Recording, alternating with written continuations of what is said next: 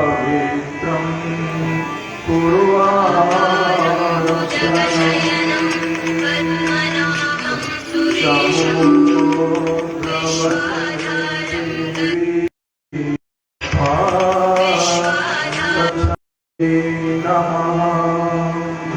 नमस्कारं समर्पयामि।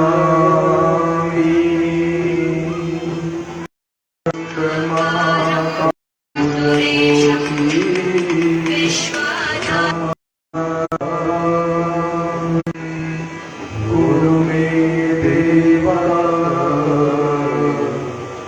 सर्वकार्येषु सर्वदा। ॐ गणपतये नमः। शान्ताकारं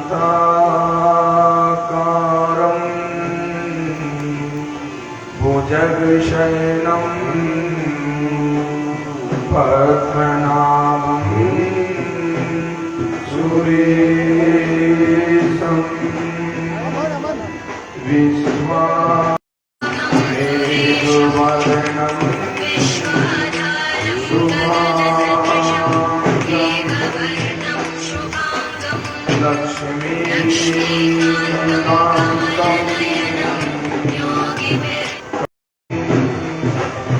वन्दे विष्णु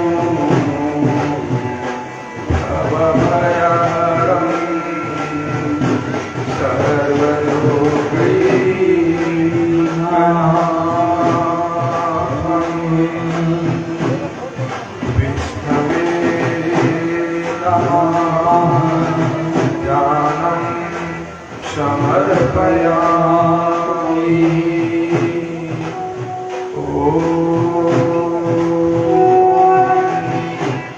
लं तत्त्वात्मकं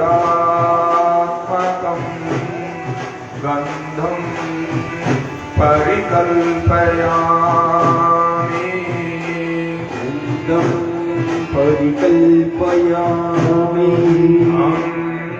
आकाशात्मकं पुष्पं परिकल्पयामि।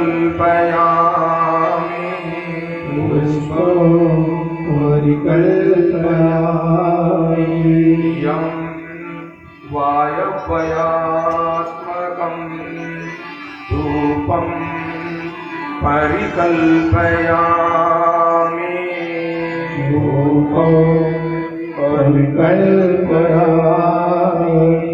रं अग्न्यात्मकं दीपं परिकल्पयामि।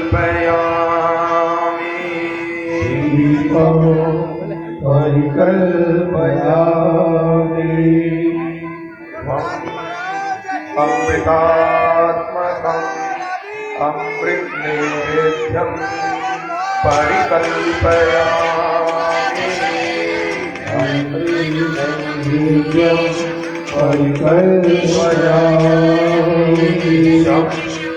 सर्वात्मकं सर्वराजोपचारान्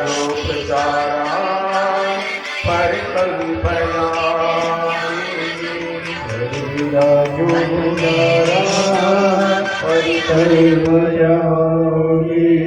नमस्कारं समर्पयामि।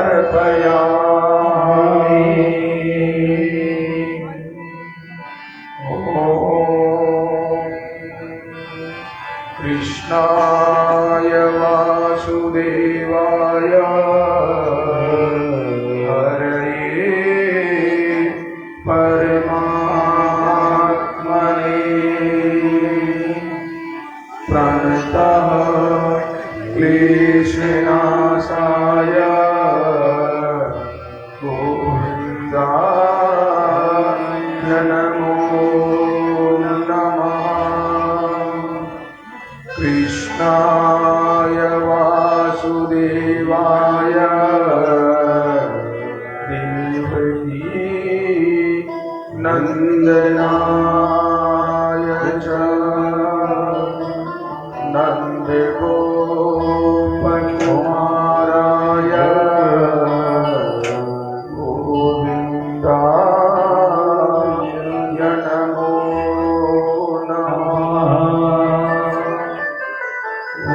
तुलसी विभूषित करा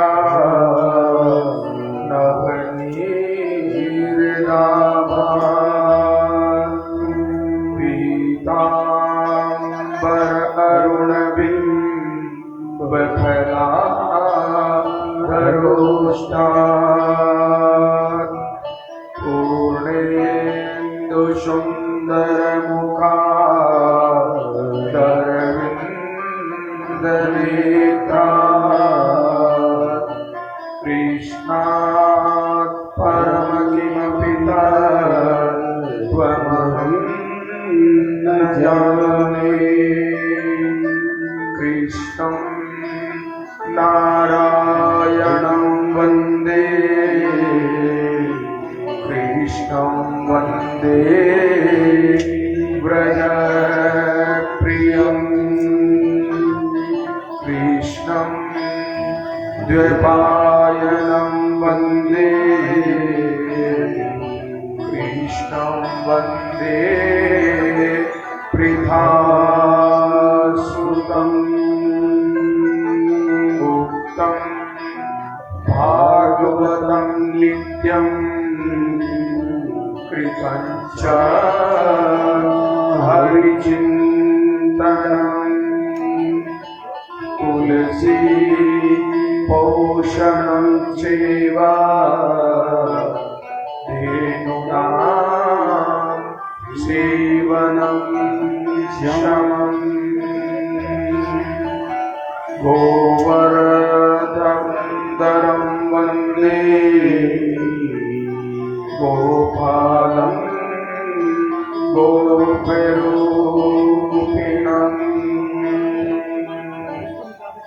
गोकुलोत्तमीशानं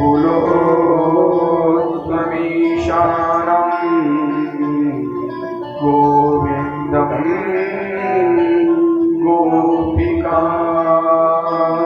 प्रियम्।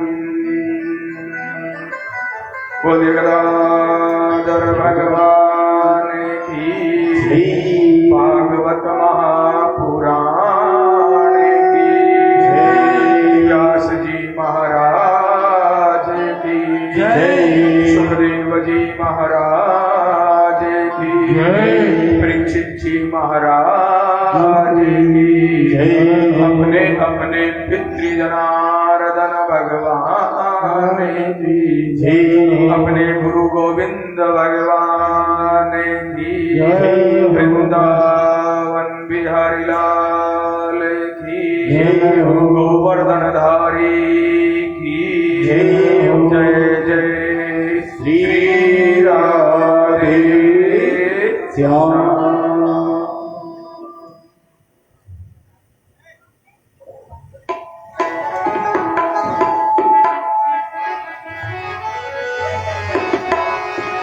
जय राधा रमण हरि बोल रे, जय जय राधा रमण हरि बोल, जय जय राधा रमण हरि बोल रे, जय जय राधा रमण हरि बोल, जय जय राधा रमण हरि बोल रे, जय जय राधा रमण हरि बोल, जय जय राधा रमण हरि बोल, जय जय राधा रमण हरि बोल।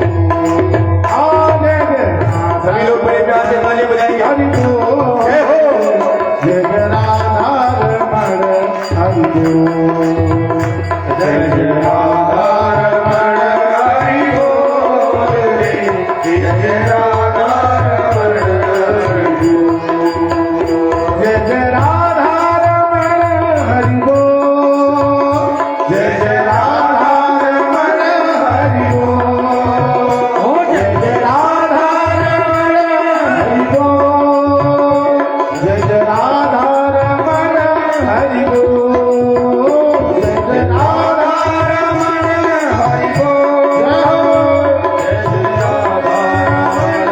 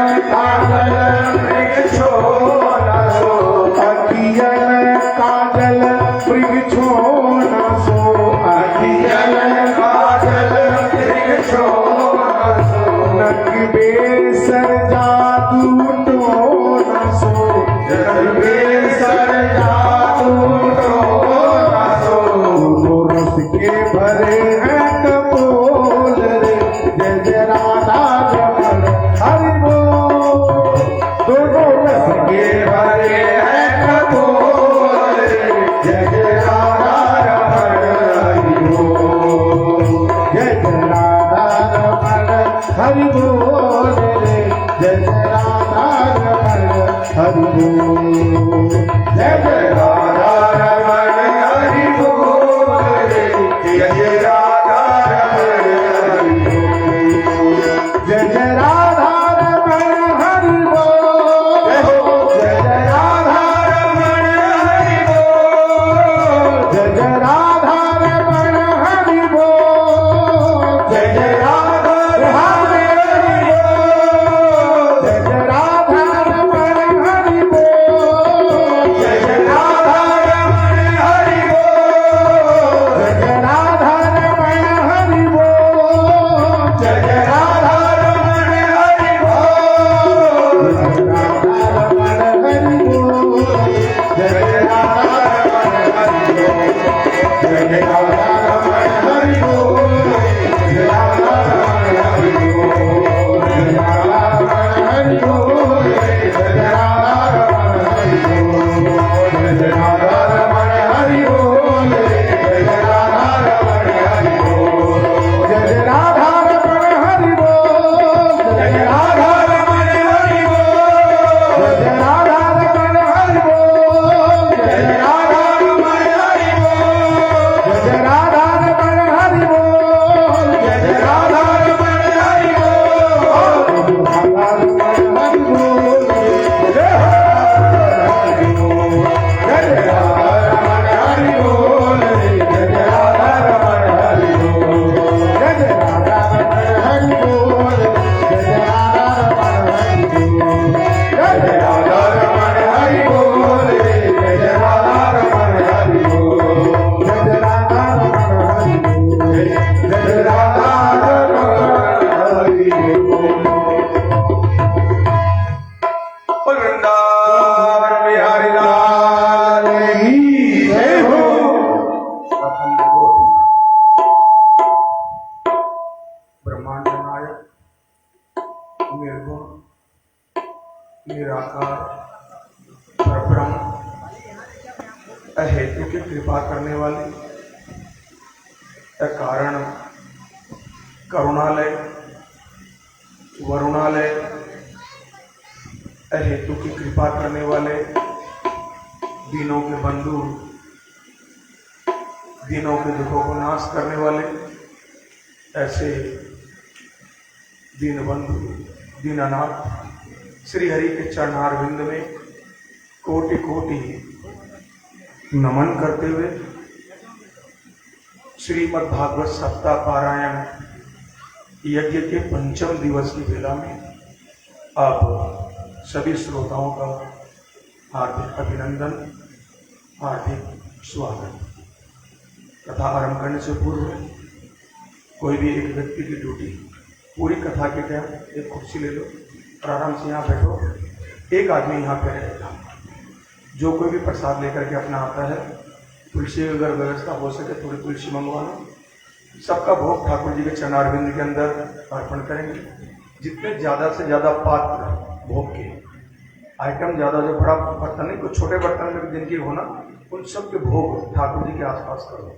ये गोवर्धन जी को 56 भोग लगता है तो कम से कम 56 तो चीज़ें ऊपर नीचे हों ऐसी व्यवस्था करो सुंदर। ये छोटे छोटे आइटम रखोगे ना तो आराम से आ पाएंगे। सही है, ठीक है। हाँ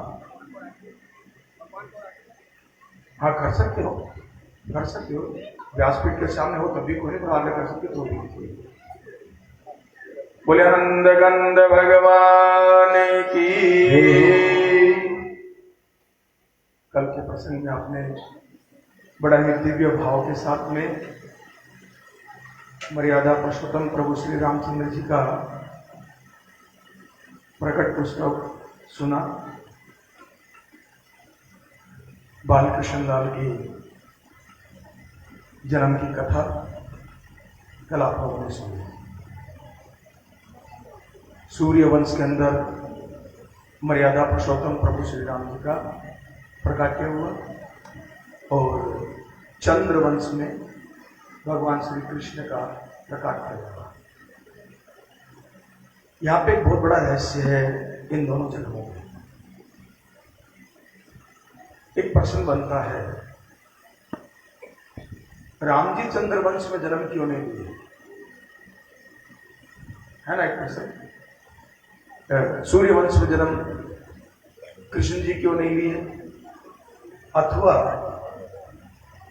कृष्ण जी पहले क्यों नहीं प्रकट हुए, राम जी बाद में प्रकट क्यों नहीं हुए। युगों का हम नाम पढ़ते हैं, सतयुग, त्रेता, द्वापर, कलयुग। सतयुग, द्वापर, त्रेता, कलयुग क्यों नहीं हो गया। त्रेता पहले क्यों है, कलयुग द्वापर बाद में क्यों है। द्वै का मतलब तो संख्या में पहले आना चाहिए, त्रय का मतलब संख्या बाद में आनी चाहिए। बड़ा ही रहस्य और समझने का ये विषय है। मर्यादा पुरुषोत्तम प्रभु श्री राम सूर्य वंश में आए। इसका अर्थ क्या होता है। सूर्य जो होता है वह बुद्धि का कारक ग्रह होता है। जिन बच्चों को मेमोरी पावर कम हो, पढ़ा हुआ जल्दी से याद ना होता हो, ऐसे बच्चों को सूर्य की आराधना करनी चाहिए। जो बच्चा भगवान सूर्य को नित्य प्रति सुबह स्नान करके जल देता है, उस बच्चे की मेमोरी पावर, यादाश्त बहुत तीव्र हो जाती है, बहुत उच्च कोटि की बड़ी श्रेणी की यादाश्त उसकी बन जाती है। बच्चा पढ़ाई के अंदर मन नहीं लगाता, यदि भगवान सूर्य का पूजन अर्चन आरंभ कर देंगे, सूर्य को जल देना आरंभ कर देंगे, तो उसकी बुद्धि कुशाग्र हो जाएगी। बुद्धि का स्वामी यदि कोई ग्रह है तो वह ग्रह है सूर्य। बुद्धि का कारक है, आत्म कारक है, हृदय का कारक भी सूर्य ही होता है। जिन लोगों की कुंडली के अंदर भगवान सूर्य कमजोर होते हैं, उनको हार्ट अटैक की प्रॉब्लम रहती है। और जिन लोगों की कुंडली में भगवान सूर्य स्ट्रांग होकर के बैठे हुए हैं, लाइफ टाइम कभी भी उनको हार्ट की प्रॉब्लम नहीं हो सकती। ये ध्रुव सत्य है। तो सूर्य बुद्धि के कारक भी है और सूर्य हृदय के, हार्ट के कारक भी है। जब तक बुद्धि की शुद्धि नहीं होती, जब तक बुद्धि की शुद्धि नहीं होती, राम जी जो आए हैं तो इनके नाम के आगे हम लोग क्या लगाते हैं, मर्यादा पुरुषोत्तम। मर्यादा में रहने वाले पुरुषों में सबसे उत्तम, इसका अर्थ होता है मर्यादा पुरुषोत्तम का, मर्यादा में रहने वाले पुरुषों में सबसे उत्तम मर्यादा पुरुषोत्तम। जब तक बुद्धि मर्यादित नहीं होगी, जब तक हमारी बुद्धि की शुद्धि नहीं होगी, तब तक कभी भी कान्हा जी का प्रकाट्य गोकुल में नहीं हो सकता। कल की कथा में आपने सुना कि प्रभु जी प्रकट कहाँ हुए, कहाँ प्रकट हुए कृष्ण जी, कहाँ जन्म है कृष्ण जी का, मथुरा में। भगवान श्री कृष्ण मथुरा में कंस के कारागृह के अंदर जन्म लिए। और जन्म लेते गए कहाँ, गोकुल में। इन जो भी वार्तालाप शांति से, प्रभु जो वार्तालाप शांति से, आपके बोलने से सभी लोग डिस्टर्ब होते हैं। मथुरा कहाँ है, एक प्रश्न मैं आप लोगों से करूं, कितने भागवत करते हैं, पढ़ते हैं, तो मथुरा कहाँ है, यूपी में नहीं। वो एक मथुरा का प्रतीक चिन्ह कह सकते हो आप उसको। एक्चुअली मथुरा जो है वह आपका अपना शरीर है, ये शरीर मथुरा है, ध्यान से समझना। मथुरा जनपद के अंतर्गत, मथुरा जिले के अंदर गोकुल आता है। तो गोकुल कहाँ, जब ये शरीर मथुरा है तो शरीर रूपी मथुरा में गोकुल कहाँ है, जहाँ भगवान कल पहुंचे हैं। जिनका प्राकट्य है वह तो मथुरा में था, लेकिन उनका प्राकट्य मानते का है गोकुल में, क्योंकि उसके पहले तो खाली एक नंद बाबा को ही पता था ना कि कन्हैया प्रकट हुए, और तो किसी को नहीं। लेकर के वो तो गोकुल चले गए। तो नंद कौन है? नंद कौन है? तो हमारे शरीर के अंदर ये जीव आत्मा है ना, ये नंद है। ये शरीर मथुरा है, जीव आत्मा शरीर के अंतर्गत जो है, ये जीव जो है वो नंद है। तो गोकुल कहां है? इस शब्द का अर्थ करेंगे तो हमें समझ में आएगा। गोकुल, गो का अर्थ होता है इंद्रियां। हमारे शरीर के अंदर जितनी इंद्रियां होती है ना, इनको बोलते हैं संस्कृत में गौ। गौ का अर्थ है इंद्रियां।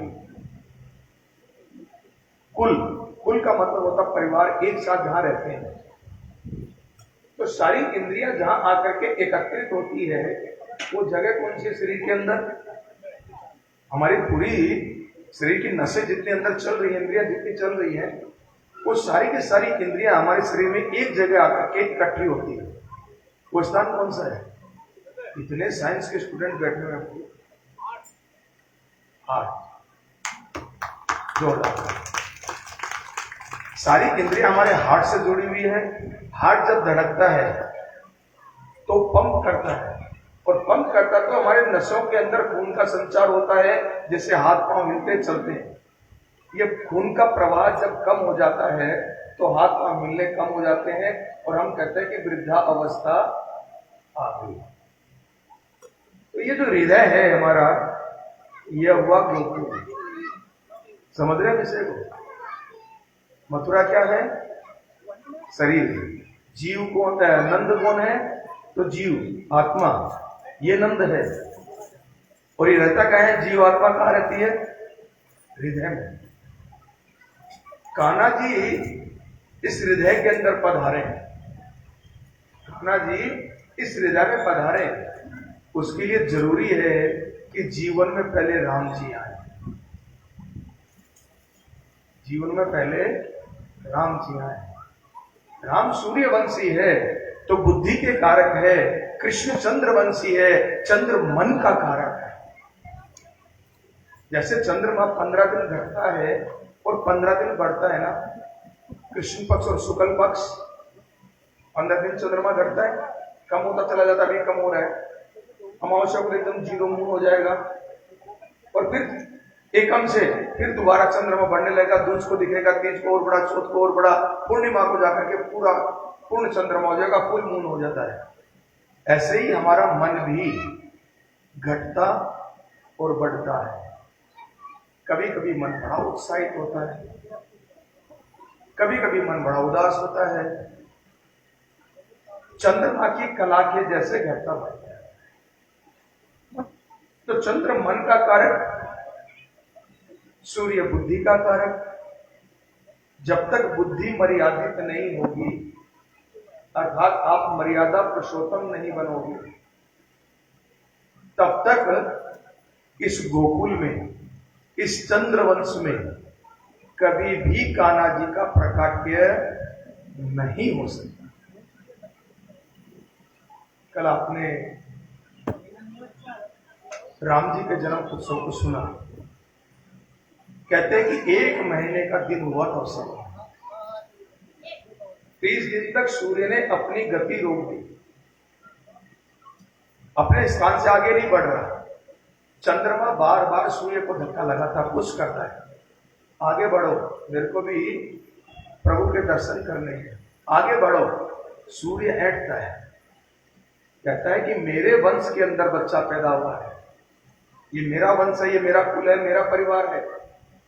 पहले मैं अपने बच्चों को देखूंगा, दूसरों की बारी बाद में आएगी, इंतजार कर। 1 महीने तक दिन रहा, इस मर्म को कोई जान भी नहीं पाया। कितना बड़ा दिन हो गया। लोग उत्साह के अंदर इतना थे, इतना उत्साह के अंदर थे कि पता ही नहीं लगा कब महीना व्यतीत हो गया, दिन सूर्य उगा रहा। 1 महीने के बाद जब सूर्य ने अपना स्थान छोड़ा, तो प्रभु चंद्रमा की बारी आई, रात्रि में तो चंद्रमा की बारी है, शुक्ल पक्ष का जन्म है ना राम जी का। कृष्ण जी का जन्म कब का है? कृष्ण पक्ष का। क्यों भाई, कृष्ण जी शुक्ल पक्ष में क्यों नहीं आए? राम जी कृष्ण पक्ष में क्यों नहीं आए? उल्टा उल्टा करो, क्यों नहीं हुआ? हर चीज के पीछे कारण है। ये कथा के मर्म इतने गहरे होते हैं, मर्म इतने गहरे होते हैं कि अगर हम इस मर्म को समझ जाए ना तो कहते हैं कि भागवत सुनने से मुक्ति हो जाती है। ये सत्य है। भागवत सुनने वाला हो और भागवत जी को कोई सुनाने वाला हो तो इसमें कोई संदेह नहीं है कि एक बार लाइफ में भागवत सुनने में और मुक्ति ना हो। लेकिन विडंबना होती ये है कि हम लोग एंटरटेनमेंट के लिए, अपने मनोरंजन के लिए इन ग्रंथों का उपयोग करने लगे। हम ब्राह्मण लोग अपनी आजीविका के लिए इन ग्रंथों का उपयोग करने लगे। ये ग्रंथ बिकने के लिए नहीं है, ये ग्रंथ बेचने के लिए नहीं है। किसी की हिम्मत नहीं कि इन ग्रंथों को बेच, और किसी की हिम्मत नहीं क्योंकि इसको खरीद ले, लेकिन फिर भी मोल भाव चलता है। पंडित जी महाराज हमारे यहाँ भागवत करनी क्या करोगे? तो पंडित जी भी मुंह खोल करके अपने हैसियत में पूछा। 50,000 से लेकर के 50 लाख तक रुपए मांग लेते हैं। इतना तो चाहिए ही चाहिए, इसके बिना तो हमारा गुजारा नहीं। तो खरीद फरोख्त होने लगी, विनिमय व्यापार होने लगा। और जब विनिमय और व्यापार होने लगा तो ब्याज जी को रुपए चाहिए, उनको रुपया मिल गया। आप लोगों को थोड़ा सा मनोरंजन चाहिए तो आप लोगों को मनोरंजन मिल गया। 7 दिन उत्सव बन गया, सब लोग मिलजुल लिए, नाच लिए, कूद लिए, गा लिए, हो गया थी। अब मुक्ति इसमें कहां से आएगी? मुक्ति तो परीक्षित के जैसे कथा सुनने वाला हो और सुखदेव के जैसा सुनाने वाला हो। परीक्षित जी आपको की जानकारी के लिए बताऊं, 7 दिन की कथा 24/7 चली है। 1 मिनट के लिए भी कथा रुकी नहीं, 7 दिन लगातार। और परीक्षित जी महाराज अपने आसन पे कभी बैठे नहीं, खड़े खड़े कथा सुनी उन्होंने। परीक्षित जी ने बार बार सुखदेव जी कहते थे, परीक्षित बेटा तो थक गया होगा, जब कुछ आराम कर ले तो थोड़ा बैठ जा। परीक्षित जी कह रहे कि प्रभु मैं बिल्कुल नहीं थका, मैंने बिल्कुल नहीं थका। आप बस समझाते जाइए, मेरे को बोलते जाइए, मैं बड़ा ध्यान पूर्वक आपकी कथा सुन रहा हूं। और कथा सुनते सुनते बार बार, एक बार नहीं अनेकों बार परीक्षित जी ने सुखदेव जी के सामने प्रश्न किए। उनके मन में जैसी जिज्ञासाएं आती थी, खड़े तो थे ही, तत्काल प्रश्न करते थे। और जैसे ही परीक्षित जी प्रश्न करते थे, सुखदेव जी उस प्रश्न का जवाब उनको समझा करके देते थे। तो मन की जिज्ञासाएं शांत हुई। और जब मन की जिज्ञासाएं शांत हो जाती है, मन जब कंट्रोल हो जाता है तो पूरा संसार कंट्रोल हो जाता है। ये मन जो है ना, ये बड़ा लोभी है, ये मन बड़ा लालची है, ये मन बड़ा चंचल है और ये बुद्धि को चुराने वाला है। मन लोभी मन लालची, संत लोग कहते हैं मन लोभी मन लालची, मन चंचल चित्त चोर, और मन के मते मत चालिए, पलक पलक मन ओर। एक एक पल के ये मन बदलता है। और जब जिज्ञासाओं की शांति हो जाती है तो मन स्थिर हो जाता है, मन एकाग्र हो जाता है। गुरुदेव के आश्रम में हम लोग जाते हैं तो गुरुदेव हमें एक नाम दान देते हैं और देकर कहते हैं इस नाम दान को आप जपो, आप आसन पे बैठो। वो इसी चीज का अभ्यास कराते हैं कि आपका मन एकाग्र हो, मन स्थिर हो। नहीं तो हाथ में माला फिरती और मन कहीं का कहीं फिरता है तो वो मुक्ति का मार्ग नहीं बनता। मन ही देवता मन ही ईश्वर, मन से बड़ा न कोई, मन ही देवता मन ही ईश्वर, मन से बड़ा न कोई। मन उजियारा कर ले प्राणी तो, मन उजियारा कर ले प्राणी तो जग उजियारा हो। इस उजले पर पर प्राणी, इस उजले पर प्राणी, भूलन जमने पाए थोड़ा मन कहलाए, थोड़ा मन कहलाए, थोड़ा मन कहलाए। तो मन की एकाग्रता के लिए जीवन में पहले राम जी का आना जरूरी, तब कृष्ण जी का प्रकाट्य होता है। शुक्ल पक्ष और कृष्ण पक्ष एक मर्यादा पुरुषोत्तम है, शरीफ आदमी है। तो शरीफ आदमी कब आता है? तो दिन में घर में आता है। तो राम जी का प्रकाट्य है दोपहर 12 बजे का।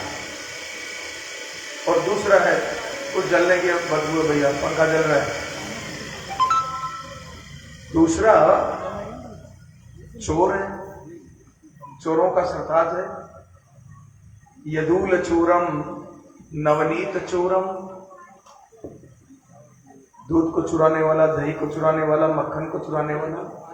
यदूल चोरम नवनीत चोरम, श्री राधिकायाम हृदयस्य चोरम, राधा रानी के हृदय को चुराने वाला। अनेक जन्मार्जित पाप चोरम, जन्म जन्मांतर के अंदर हमने जो पाप अर्जित कर रखे हैं उन पापों को चुराने वाला। चोरा गर्गण्यम शीर्षा नमः, चोरों के चोर महाचोर हम तेरे को प्रणाम करते हैं। तब चोर कब आता है? दोपहर में आता है क्या चोर? चोर रात को आता है। तो कन्हैया जी रात को आए हैं, राम जी मर्यादा पुरुषोत्तम है तो दोपहर में आए। एक सबके देखते देखते आए और एक चोरी से छुप के आए, कोई देख ना ले। वसुदेव जी के अलावा कोई दूसरा देख नहीं पाया। पहुंच गए हैं गोकुल, कथा को आगे बढ़ाते हैं। मर्म समझाएंगे तो सारा दिन इसी में चला जाएगा, कथा भी आगे बढ़ानी आवश्यक है। तो अब आप जब कथा सुनेंगे, जहां मथुरा का नाम आए तो अपने शरीर का चिंतन करें, जहां गोकुल का नाम आए तो वहां पे अपने हृदय का चिंतन करें, जहां नंद बाबा का नाम आए तो जीवात्मा का चिंतन करें। जहां गोपी शब्द आए, भागवत जी में गोपी कौन है? तो हम कहते हैं गुजरियां, ग्वाली ने, नहीं, गोपियां। गोपी का अर्थ है गो अपी, शब्दों के अंदर ही उसका अर्थ छुपा होता है, गो अपी। तो गो का अर्थ क्या होता है? गो का अर्थ क्या होता है? इंद्रियां। थोड़ा ध्यान दो भाई, कथा में इतनी एक एक मिनट के अंदर भूलोगे तो कल्याण कैसे होगा, कैसे मुक्ति मिलेगी? सब मिलकर के सूर्य को जल देना शुरू करो, हाँ, तभी बुद्धि स्ट्रांग होगी, याददाश्त हमारी तेज बनेगी। तांबे का लोटा मंगवा लो घर के अंदर, थोड़ा सा कुमकुम डाल करके जल ले लो और प्रातःकाल रोज सुबह भगवान सूर्य को देखते हुए सूर्य को जल चढ़ाओ। मंत्र बताओ तो मंत्र सूर्य के जितने नाम आप जानते हो वह नाम बोलो। ओम सूर्याय नमः, मित्राय नमः, आदित्याय नमः, भास्कराय नमः, रवि नमः, कवि गुरुवे नमः, प्रभाकराय नमः, दीनानाथाय नमः, दिनाकराय नमः। भगवान सूर्य के जितने नाम आपको आते हो वो नाम बोलते जाओ और जल छोड़ते जाओ। नामम भानु प्रिय, हमारे शास्त्र में कहते हैं भगवान सूर्य को अपने नाम बड़े प्रिय हैं। सूर्य नाम बोलने से प्रसन्न होते हैं। भगवान विष्णु जो होते हैं ना, श्रृंगारम विष्णु प्रिय, इनको श्रृंगार बहुत प्रिय है। इनको तो आपको तसल्ली में बैठना चाहिए, पूजा आरती हो जाए तो कर लो और उसके बाद जब फुर्सत मिले ना तब ठाकुर जी को गोद में लेके बैठो और गोद में लेकर के बैठो। जैसे बच्चे को सजाते ना, काजल लगाओ, टीकी लगाओ, बिंदी लगाओ, ऐसे इनको खूब सजाओ। ठाकुर जी बड़े प्रसन्न होते हैं सजाने से। श्रृंगारम विष्णु प्रिय, जलद धारा शिव प्रिय, भगवान देवादेव महादेव को जल की धार प्रिय है। उनको भांग धतूरा नहीं चाहिए, और कई शास्त्रों में ऐसा उल्लेख भी नहीं है कि शिव जी कोई भांग खाते थे कि धतूरा खाते थे। ऐसा उल्लेख हम शिव पुराण में पढ़ के हमने देखे तो उसके अंदर भी उल्लेख नहीं है। न जाने कहां से कैसे परंपरा बन गई और उनका नाम लेकर के लोग अपने आदतों को, बुरी आदतों को पूरा कर रहे हैं। तो महादेव भी पीते थे तो हम भी पी रहे हैं। शिव जी कावड़ लेके आते हैं हरिद्वार से दिल्ली और मार्ग रास्ते में बम बोले करते हैं। शिव जी ऐसा नहीं है। जलधारा शिव प्रिय, शिव जी को यदि कुछ प्रिय है ना तो खाली जल की धार ही प्रिय है। जल चढ़ाने से शिव जी प्रसन्न होते हैं। गंगा का जल मिल जाए तो और अति प्रिय है शिव जी के लिए। तो भगवान श्री कृष्ण कल आपने सुना कि गोकुल में पहुंच गए। तो गोकुल में जब कल कृष्ण भगवान पहुंचे ना, उस टाइम मैंने आपको कल बताया था कि नंद बाबा अपने घर में नहीं है। नंद बाबा कहां है? गौशाला में है। गोपी का अर्थ बता रहा था। तो गो का मतलब इंद्रियां, अपी का मतलब उसको वश में करने वाले, जो अपने मन इंद्रियों को अपने वश में कर लेते हैं उनको कहते हैं गोपी। जब तक मन इंद्रिया वश में नहीं होती तो कन्हैया जी के साथ में ये जीवात्मा रास नहीं कर सकती। इस गोकुल में कभी भी कन्हैया नहीं पधारते। तो नंद बाबा बैठे हुए हैं गौशाला के अंदर। अभी तो भयो नहीं, न जाने कब बहेगो। अभी तो भयो नहीं, न जाने कब बहेगो। अभी तो भयो नहीं, न जाने कब बहेगो। नंद बाबा की एक बहन है सुनंदा, भाभी को बच्चा होने वाला है। तो सुनंदा जी भाभी के अपने मैके में आई हुई हैं, मेरी जरूरत पड़ेगी। 4 बजे का समय हुआ है तो सुनंदा जी अपनी भाभी के शयन कक्ष में झांक करके देखती है। यशोदा जी के बेडरूम में झांकती है तो क्या देखती है? बाल कृष्ण चित सीधे लेटे हुए हैं और अपने चारों हाथ पांव को चला रहे हैं, खेल रहे हैं। बालक को जब खेलते हुए देखा तो सुनंदा जी ने अपनी भाभी को नहीं संभाला कि भाभी कैसी है। और सब हुआ है तो भाभी को भी संभालना चाहिए कि नहीं, लेकिन भाभी को संभालना तो भूल गई और दौड़ते हुए सीधी गई गौशाला के अंदर और जाकर के नंद बाबा से कहने लगी, भैया बधाई हो बधाई। नंद बाबा ने पूछा क्या बात, क्या हुआ? बोले नहीं, पहले बधाई दो, पहले बधाई दो। नंद बाबा बोले कि मैं बूढ़ा हूं भैया, चौथेपन में आ गया हूं कि मेरा हाथ फेलना हो जाए, जल्दी से बता दे। बोले बिना बधाई के तो नहीं बताऊंगी। तो नंद बाबा ने अपने गले के अंदर हार पहना हुआ था मोतियों का, निकाल के सुनंदा जी को दिया है और कहा कि भैया लल्ला भयो है लल्ला। अब ये आग, बात जो है आग की तरह, जंगल में आग फैलती है ऐसे आग की तरह पूरे गोकुल के अंदर फैल गई।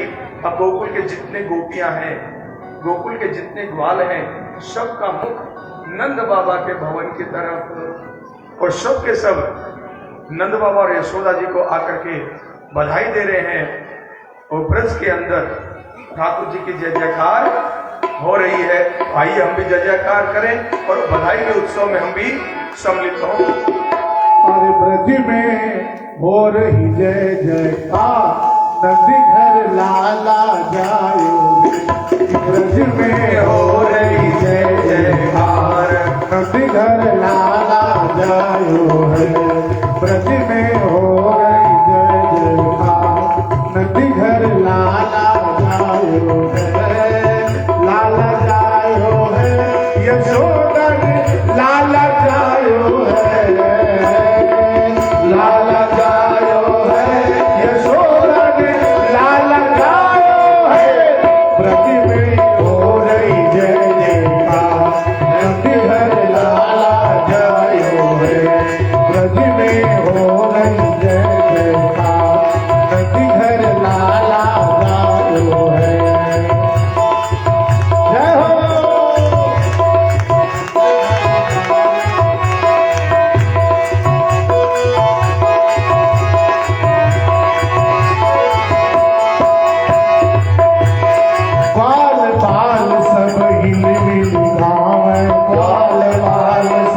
मिल मिल गावे, झूठ की झूठ नंद घर आवे, झूठ की झूठ नंद घर आवे।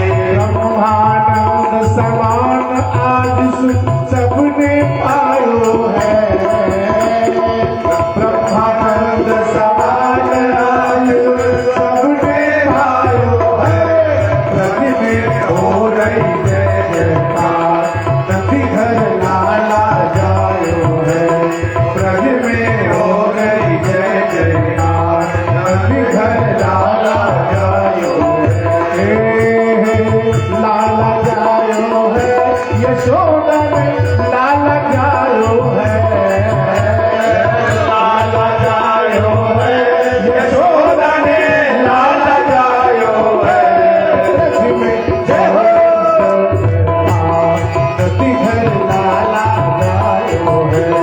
ब्रज में हो रही जय जयकार, नंदी घर लाला जायो है।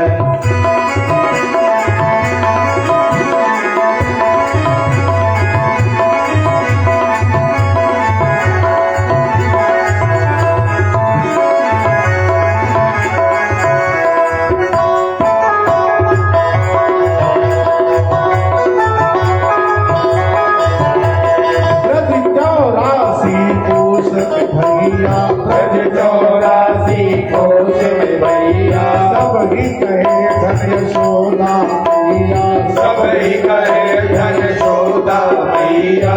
80 साल की आयु में सुत ऐसे पायो है, 80 साल की आयु में सुत ऐसे पायो है। ब्रज में हो रही जय जयकार, नंदी घर लाला जायो है। ब्रज में हो रही जय जयकार, नंदी घर लाला जायो है।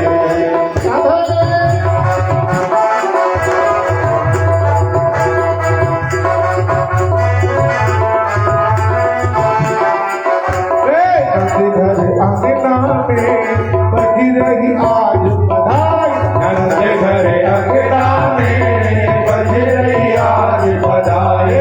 नंदी अंगना में बजी रही आज बधाई, नंदी अंगना में बजी रही आज बधाई। ओ 100 बार बधाई लोगों, 100 बार बधाई लोगों, लाखों बार बधाई। नंदी अंगना में बजी रही आज बधाई, नंदी अंगना में बजी रही आज बधाई। देखो ऐसे नहीं चला, दोनों हाथ गिरा करके, ये तो गुस्सा हो रहा है और आप ही को बिगाए, सब दूर दूर से आ रही है और महाराज खूब आनंदित होकर नृत्य कर रही है।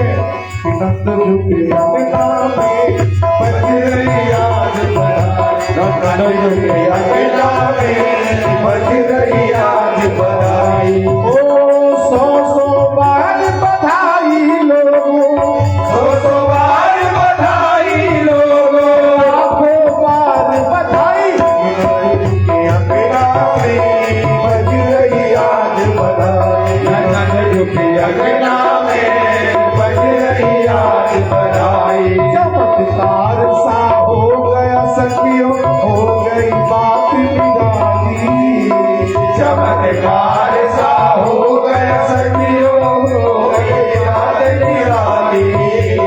रात ही रात में नंद बाबा की, रात ही रात में नंद बाबा की, अरे हो गई दाढ़ी काली। नंद झुके अंगना में बजी रही आज बधाई, नंद झुके अंगना में बजी रही आज बधाई। नंद झुके अंगना में बजी रही आज बधाई, नंद झुके अंगना में बजी रही आज बधाई। धागा में किसी ऋषि मुनि ने धागा हाथ लपेटा, धागा में किसी ऋषि मुनि ने धागा हाथ लपेटा। नंद भवन अनहोनी हो गई, नंद भवन अनहोनी हो गई, नंद भवन अनहोनी हो गई। क्या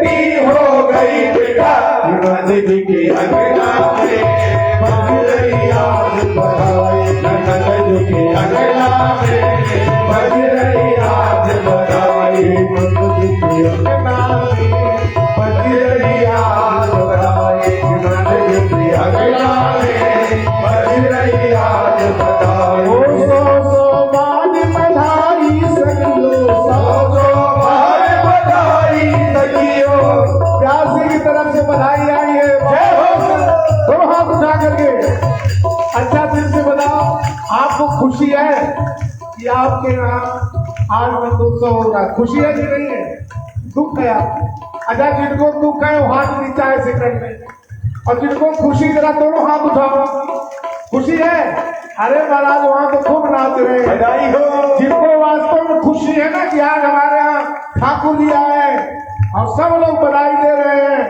आप भी जरा खड़े होकर के फूलों की वर्षा करते हुए इससे बड़े आपको आनंद कहीं नहीं मिलेगा अरे नंद जो की अंगना में बजी रही आज बधाई नंद जो की अंगना में बजी रही आज बधाई सौ बार बधाई लोगों सौ बार बधाई लोगों सौ बार बधाई लोगों सौ बार बधाई लोगों लाखों बार बधाई बज रही आज बधाई नंद जी की अंगना में बज रही आज बधाई बधाई हो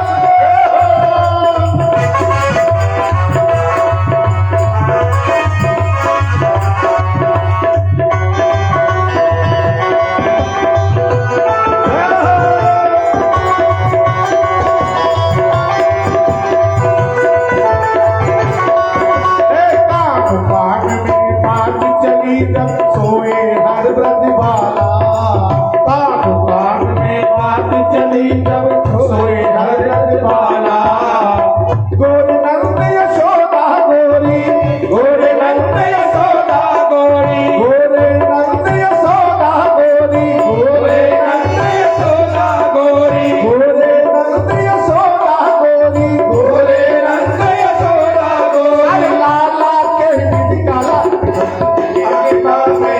बज रही आज बधाई नंद जी की अंगना में बज रही आज बधाई नंद जी की अंगना में बज रही आज बधाई ओ सौ बार बधाई सखियों सौ बार बधाई सखियों सौ बार बधाई सखियों सौ बार बधाई सखियों लाखों बार बधाई नंद जी की अंगना में बज रही आज बधाई नंद जी की अंगना में बज रही आज बधाई अंगना में बज रही आज बधाई नंद जी की अंगना में बज रही आज बधाई नंद जी की अंगना में बज रही आज बधाई बधाई हो बाल कृष्ण लाल की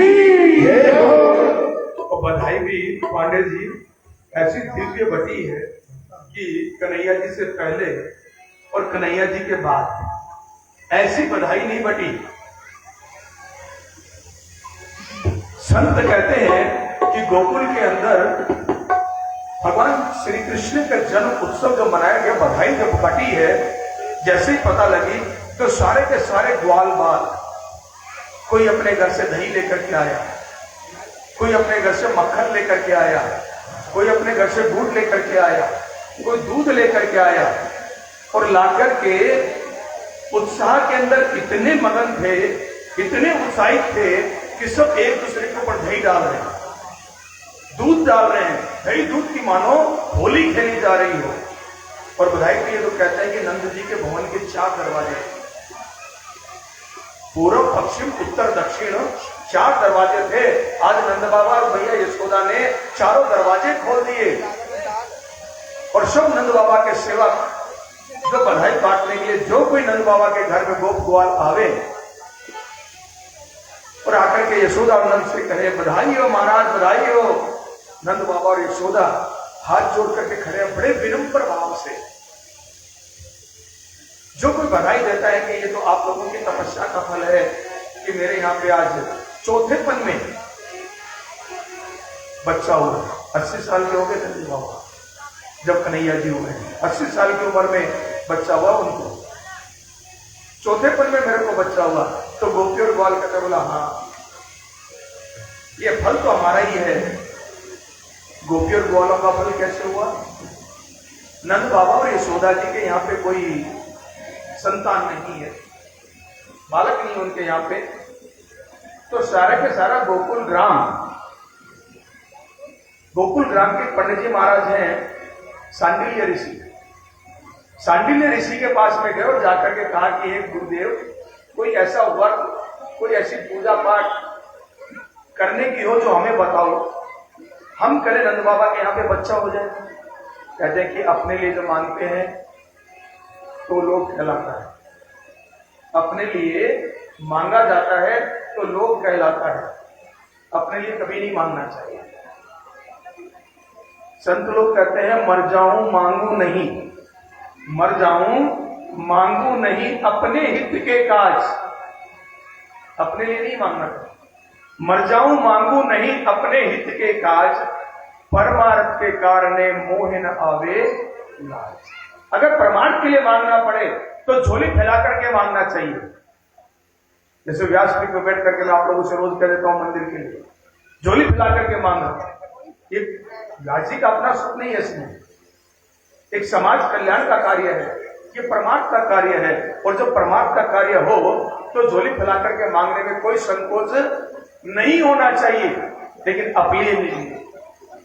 नंद बाबा यशोदा अपने लिए नहीं मांग रहे, पूरा गोकुल ग्राम सांडिल्य ऋषि के पास गए तो सांडिल्य ऋषि ने कहा कि आप एकादशी का व्रत करो और एकादशी का व्रत का पुण्य नंद बाबा और यशोदा को अर्पण करो, इससे उनको पुत्र की प्राप्ति होगी।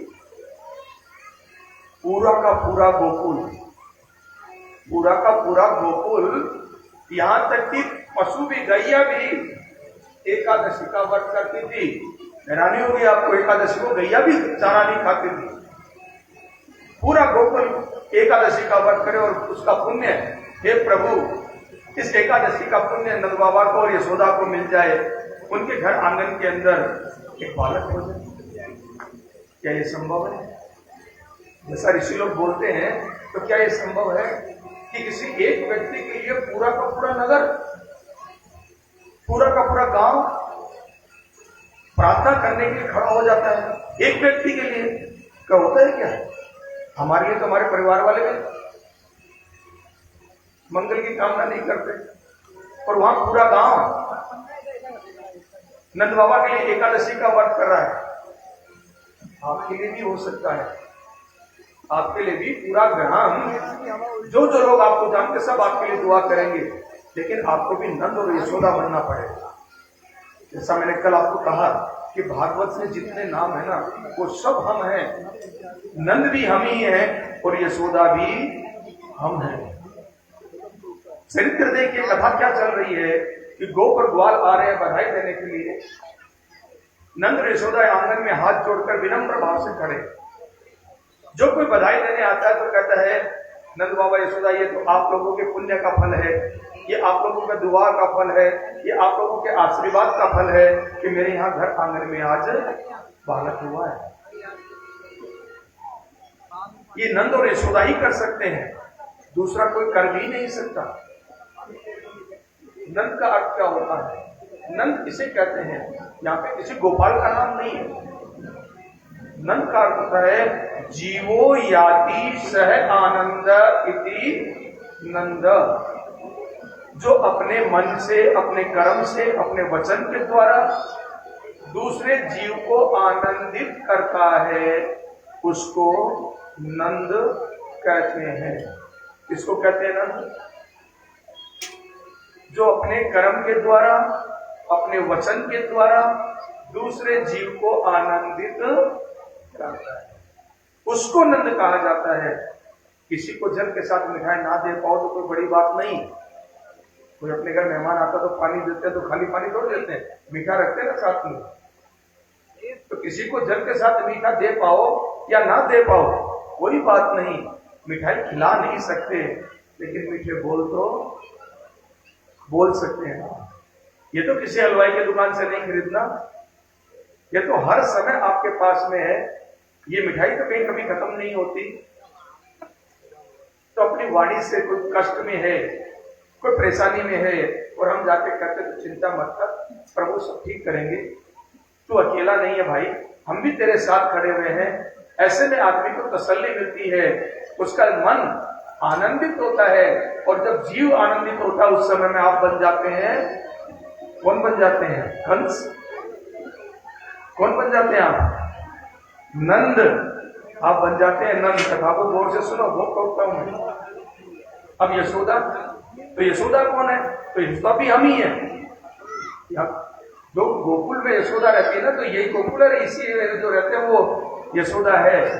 यशोददाति इति यशोदा। यश देने की प्रवृत्ति का नाम यशोदा है। देवियों, आप सब मिलकर के यहाँ कथा में आई हैं, तो ये ईदलोक की कथा सफल हो रही है। अगर आप लोग इस कथा में नहीं आते तो कथा कैसे सफल होती? देविया कहती है कि महाराज आप सब लोग मिलकर के ऐसा दिव्य आयोजन किए तो हम आए, अगर आप आयोजन नहीं किए तो हम कैसे आते?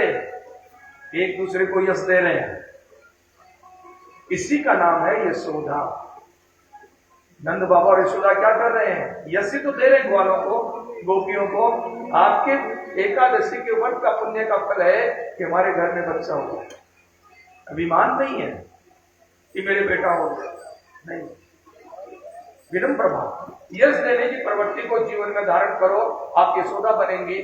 और जब आप यशोदा बन जाएंगी ना, तो निश्चित आपके घर आंगन में, आपके गोकुल में, आपके वृंदावन में कान्हा जी का प्रकाट्य होगा ही होगा, इसमें संशय नहीं है। कान्हा जी वहीं प्रकट होते हैं जहां पे नंद और यशोदा होते हैं। प्रभु को भी प्रकट होने के लिए उनके अनुरूप ही माता पिता चाहिए। तो कन्हैया के जैसा संतान चाहिए तो यशोदा बन जाओ, नंद बन जाओ। ऐसी बढ़ाई बटी है, कहते हैं कि पूरा गोकुल ग्राम सोने से एकदम, सोना चांदी आभूषण वस्त्र से पूरा ग्राम पट गया। जिस रास्ते में जगह देखो तो कहीं सोना बिक रहा है, कहीं चांदी बिक रही है, कहीं हीरे ज्वारात बिक रहे हैं, कहीं वस्त्र बिक रहे हैं। अब बधाई फट रही है कि फेंक रही है, समझ में नहीं आ रहा। हुआ क्या? 4 दरवाजे नंद भवन के पूर्व, पश्चिम, उत्तर, दक्षिण।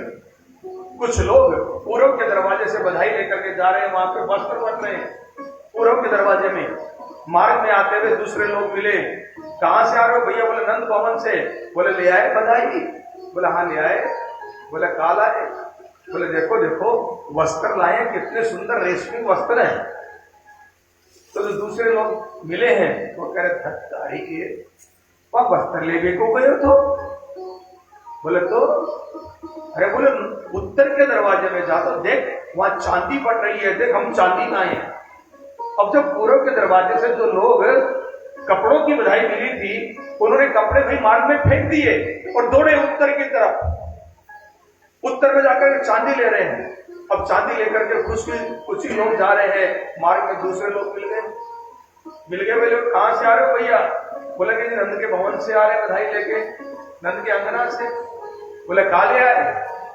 बोले जब चांदी लाए, चांदी आज तो हमारी खूब चांदी हो गई भैया, खूब बधाई मिली है। तो पूछने वाला कहता बोला चल तारी के चांदी ले को गए हो तो? बोले तो? बोले देख हम तो सोनो लाए, सोनो खरो सोनो है। बोले ये कहां मिल रहा है? बोले पश्चिम के दरवाजे में मिल रहा है। अब जिनको चांदी का बर्तन मिला वो चांदी के बर्तनों को तो फेंक दिए, भी हाथ भरा होगा तो दोबारा बधाई मिलेगी नहीं। इससे अपने संगम बिहार में हम देखता हूँ कथाओं में प्रसाद जब लास्ट में बढ़ते लगता है तो हाथ को बहुत जल्दी स्पीड में खाली करते हैं, ऐसे करके कर लेते हैं प्रसाद धड़ से। वो झोली वाला मदारी नहीं आता क्या? कब झोली में से चीज निकालता और कब झोली में डालता तब पता नहीं लगती। ऐसे हमारे संगम बिहार में होता है और हमें बड़ी हंसी आती है। मैं देखो कितने होशियार लोग हैं कि ये चतुराई, ये गुण है, मैं अवगुण नहीं करता, ये भी एक गुण है। लेकिन इस गुण को आप कहाँ यूज कर रहे हो? इस गुण को कहां युद्ध कर रहे हो? एक इतना सा मीठे गई, क्योंकि प्रसाद का भाव अगर होता तो लेकर के मस्तक लगा, प्रसाद का यदि भाव होता तो मस्तक पे लगा। प्रसाद का अर्थ क्या होता है? प्रसाद, प्रभु के साक्षात दर्शन। प्रसाद के अंदर प्रभु को देखो, वो प्रभु की छवि है। प्रसाद प्रभु के साक्षात दर्शन, प्रसाद। ऐसे ही भगवान को भगवान क्यों कहते हैं? कभी गौर करते हैं इन शब्दों पे कि भगवान को भगवान क्यों कहा जाए? भाई कुछ और नाम क्यों नहीं दिया इनको? क्योंकि ये पंच तत्व से सृष्टि का निर्माण हुआ है, और भगवान एक शब्द ऐसा है जिस शब्द के वर्ण में पंच तत्व की वर्णमाला है। वैसे भूमि, वैसे भूमि, गैसे गगन, आकाश। पृथ्वी आगे, आकाश आगे, दो तत्व आगे।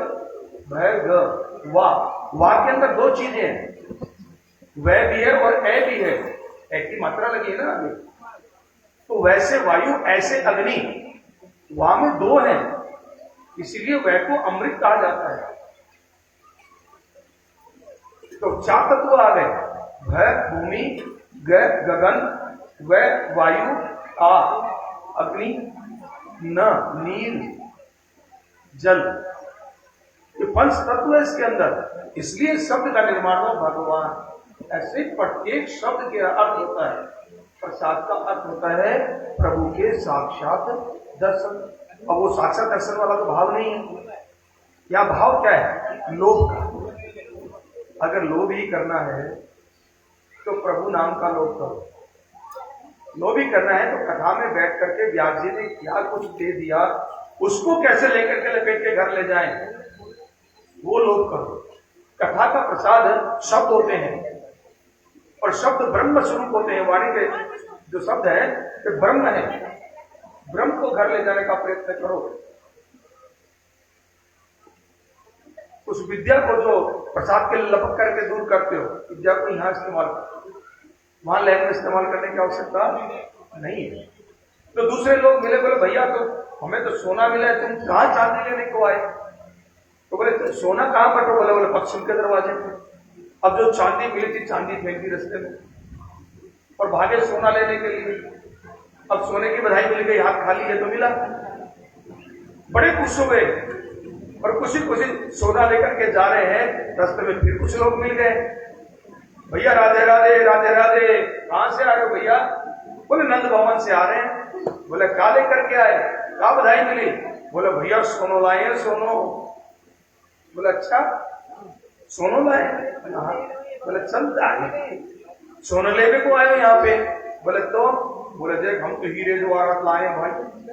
बोले हीरे जवाहरात कहाँ बट रहे थे? बोले दक्षिण के दरवाजे। अब जो सोना मिला मार्ग में फेंक दिया और भागे दक्षिण के दरवाजे पे हीरा लूटने के लिए, हीरे लेंगे।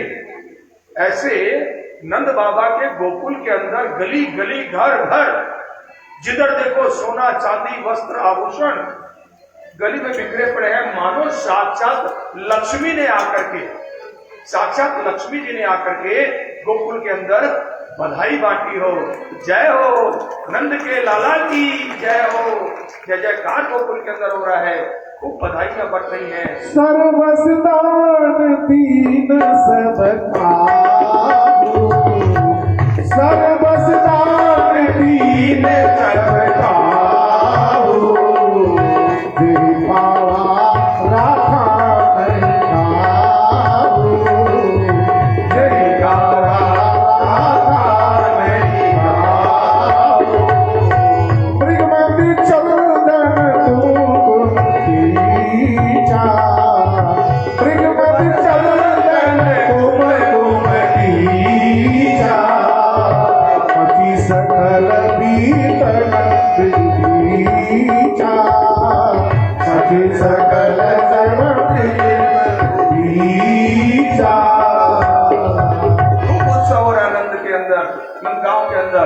नंद बाबा के आंगन के अंदर पूरा गोकुल, देवी देवताओं भी स्वर्ग से नीचे पृथ्वी पे मनुष्य रूप लेकर के, गोप और ग्वालों का रूप लेकर के आंगन के अंदर बधाई लेने के लिए पूछ रहे हैं। तो देवादिदेव महादेव भी कैसे पीछे रहते? देवादिदेव महादेव भी पीछे नहीं रहे। वो भी बधाई लेने के लिए नंद बाबा के आंगन के अंदर पहुंचे हैं। और जैसे ही आंगन पे पहुंचे तो डमरू बजाने लगे। यशोदा मैया निकल करके आई और आकर के कुछ धान लेकर के आई है और कहती है शंकर बाबा से, हे बाबा शंख मत बजा, मेरा लाला जो है पालना में सो रहा है, जग जाएगा, ले तू कुछ भेंट ले जा और तू चला जा। महादेव रामावतार जब हुआ था तब भी प्रभु के दर्शन करने के लिए आए। राम जन्म जब हुआ है तब भी महादेव दर्शन करने के लिए आए। तो अयोध्या में उनको उसने नहीं दिया, राजभवन में गए, सरयू के तट के ऊपर बैठ करके प्रभु की प्रार्थना करने के, हे प्रभु, हे दीनबंधु, हे दीनानाथ, आज आपके इतना अनुपम छवि आपने धारण की है, इस बाल लीला का मैं दर्शन नहीं कर पाऊंगा क्या? तो लाला अयोध्या के राजभवन के अंदर रोने लगे। तो एक दासी सरयू से जल लेकर के आ रही है, आकर कहती है, बोले मैया एक तांत्रिक बाबा सरयू के तट पे है, कहे तो बुला लो, झाड़ा लगा दे तो लाला चुप हो जाए। खूब वेद को बुला लिया, ओझा को बुला लिया, लेकिन रामलला तो चुप नहीं हो रहे थे। तो दासी के कहने पे महादेव सरयू से बुलाए। यशोदा के शयन कक्ष में, कौशल्या जी के शयन कक्ष के अंदर महादेव आए तो प्रभु से विनती करने लगे, बोले प्रभु ये अद्वैत भाव में सुख मिलता है, द्वैत भाव का सुख नहीं है। द्वैत और अद्वैत दो शब्द है। द्वैत का अर्थ होता है आप अलग प्रभु अलग, दो आदमी बन जाते हैं, दो लोग अलग अलग हो जाते हैं। द्वैत, हम लोग जितनी पूजा पाठ करते हैं ना, ये सारी के सारी द्वैत भाव है। हम अलग होते हैं, प्रभु अलग होते हैं, तभी हम प्रभु को निला रहे हैं। प्रभु कौन निला रहा है? हम। प्रभु को पोशाक कौन पहना रहा है? हम। तो प्रभु अलग और हम अलग। ये कभी भी मुक्ति को देने वाला नहीं होता, कभी भी मुक्ति को देने वाला नहीं है। मुक्ति को देता है अद्वैत भाव, अर्थात आप और प्रभु एक हो जाए, आत्मा और परमात्मा एक हो जाए, उसको बोलते हैं अद्वैत भाव। तो महादेव प्रभु के सामने प्रार्थना करते बोले, प्रभु आप दूर मैं अलग, ये अद्वैत भाव में सुख नहीं है, द्वैत भाव में सुख नहीं, मेरे को तो अद्वैत भाव चाहिए। तो मन ही मन प्रभु कहते बोले, महादेव इस समय मैं मर्यादा पुरुषोत्तम बन करके आया हूं, मेरे बस में नहीं है, मैं माँ की गोद में हूं, मैं कुछ नहीं कर सकता, लेकिन आपको वचन देता हूं जब मैं अगला जन्म लूंगा तो आपको अद्वैत भाव का सुख दूंगा, आपके गले लगूंगा, हम दोनों मिलकर के एक होंगे। अब प्रभु का तो दूसरा जन्म कान्हा जी के रूप में हो गया और महादेव जी बड़े उत्साहित होकर के आए हैं, इस बार तो प्रभु को मैं अपने गले लगाऊंगा, इस बार तो अद्वैत भाव का सुख मिलेगा।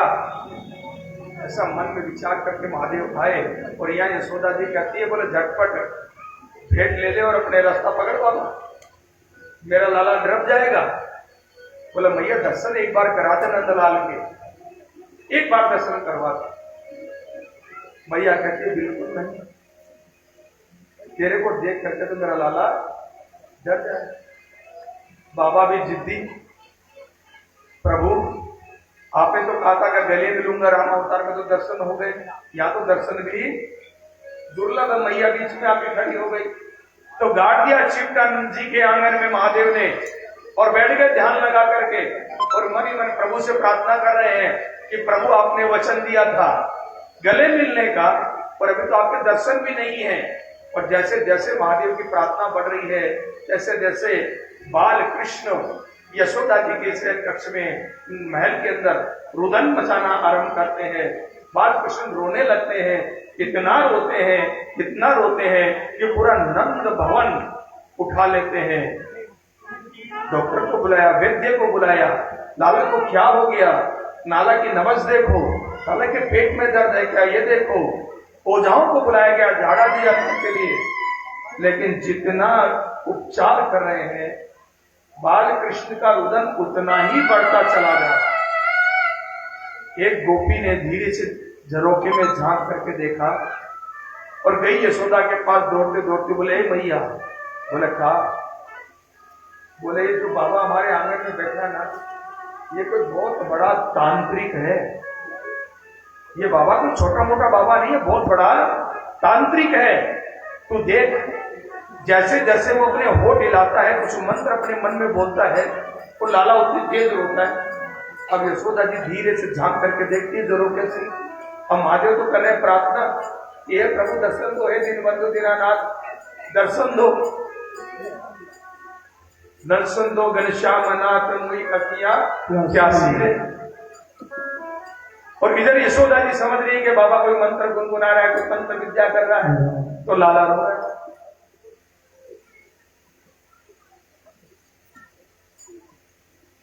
यशोदा जी को समझ में आई तो आई महादेव के पास में, बोला ओ बाबा तू मेरे लाला का दर्शन करना ही चाहता है ना? बोला हाँ। उसके बाद वो रोना बंद कर देगा क्या? बोला हाँ नहीं, अवश्य रोना बंद कर देगा। तू ला तो सही, मैं झाड़ा बड़ा अच्छा लगाता हूं। बोले देख दूर से। बोले मैया दूर से देखूंगा ला। अब यशोदा मैया कान्हा जी को अपने गोद में लेकर के आई और ला करके महादेव के तरफ किया पांव। महादेव आंख बंद किए और प्रभु की प्रार्थना करने लगे, प्रभु जय हो, बड़ी कृपा की आपने दर्शन दिए, लेकिन अपना वचन को निभाओ। रघुकुल के अंदर वचन दिया था और रघुकुल रीत सदा चली आई, प्राण जाए पर वचन न जाए। प्रभु आपने रघुकुल में जन्म दिया है, उस कुल का तो जबान देना पूरा करना होता है। प्रभु ने कहा ठीक है प्रभु, मैं तो माई की गोद में हूं, आप कुछ कर सकते हो तो कर लो। महादेव ने कहा कि जब ऐसी बात है मेरे को ही करना है तो चलो करता हूं। अब महादेव झाड़ा लगाने के बहाने कान्हा जी के पास में गए और कान्हा जी के पास जाते जाते करे मैया तेरे बालक की भाग्य रेखा तो बड़ी प्रबल है, बड़ा भाग्यशाली, बड़ा होनहार तेरा बच्चा है। अब किसी माँ को उसके बच्चे के लिए कोई बताने लगे तो माँ के मन में बड़ी लालसा उत्पन्न होती है कि बताओ बताओ मेरे बच्चे के लिए और बताओ।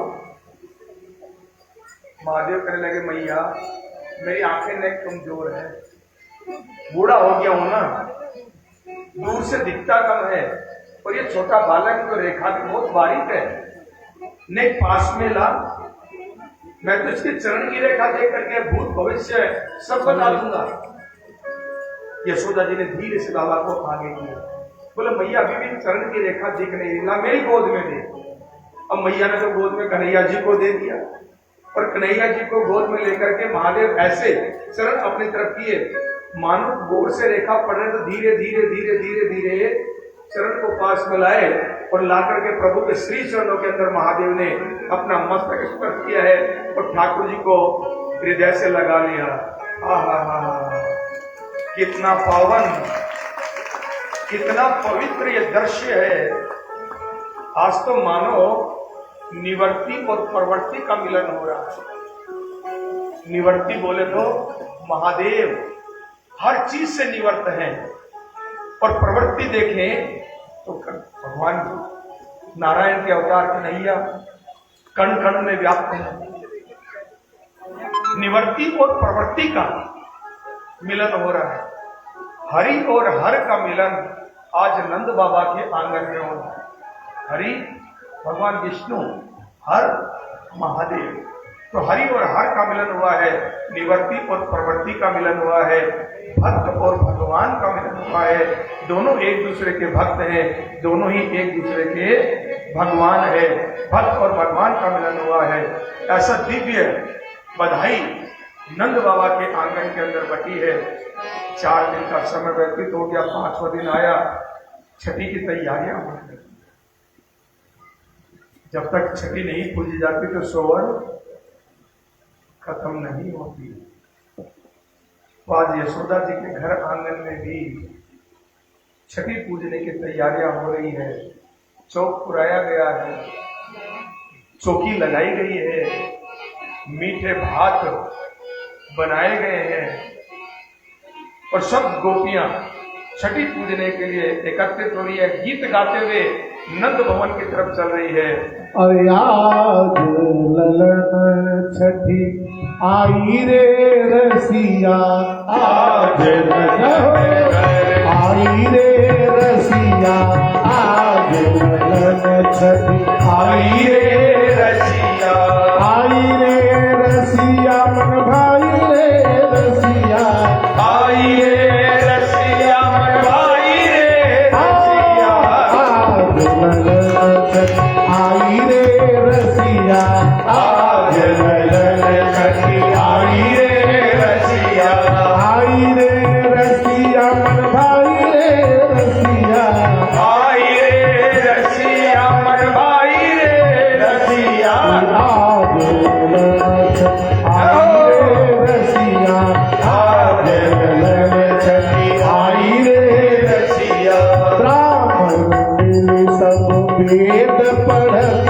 है ब्राह्मण मिल सब वेद पढ़त है, शोभा बरनी न जाई रे रसिया शोभा बरन न जाई रे रसिया, आज ललन छठी आई रे रसिया आज ललन छठी आई रे रसिया, ये आई रे रसिया मन भाई रे रसिया आई रे रसिया मन भाई रे रसिया, आज ललन छठी आई रे रसिया आज ललन छठी आई रे रसिया, दूर से आवे सब नारी दूर दूर से आवे नर नारी, दूर से आवे नर नारी दूर दूर से आवे नर नारी, सब मिली देत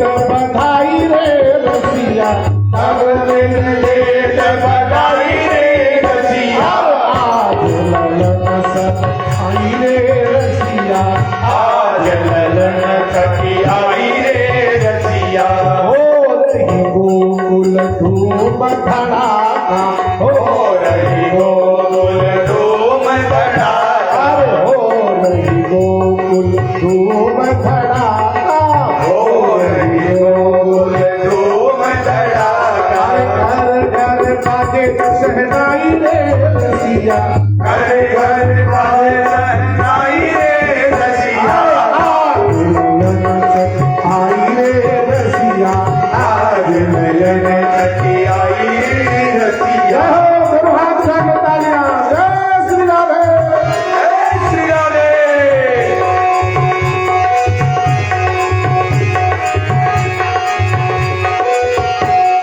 नाच गाव लोग लुगाई नाच गाओ लोग लुगाई, अरे नाच गाव लोग लुगाई नाचे गावे लोग लुगाई, नाच गाव लोग लुगाई नाचे गावे लोग लुगाई, हे प्रभु दिव्य यशोदा माई रे रसिया प्रभु दिव्य यशोदा माई रे रसिया आज ललन छठी आई रे रसिया आज ललन छठी आई रे हे रसिया, आई रे रसिया मन भाई रे रसिया आई रे रसिया मन भाई रे रसिया, आज ललन छठी आई रे रसिया आज ललन छठी आई रे रसिया, आज ललन छठी आई रे रसिया आज ललन छठी आई रे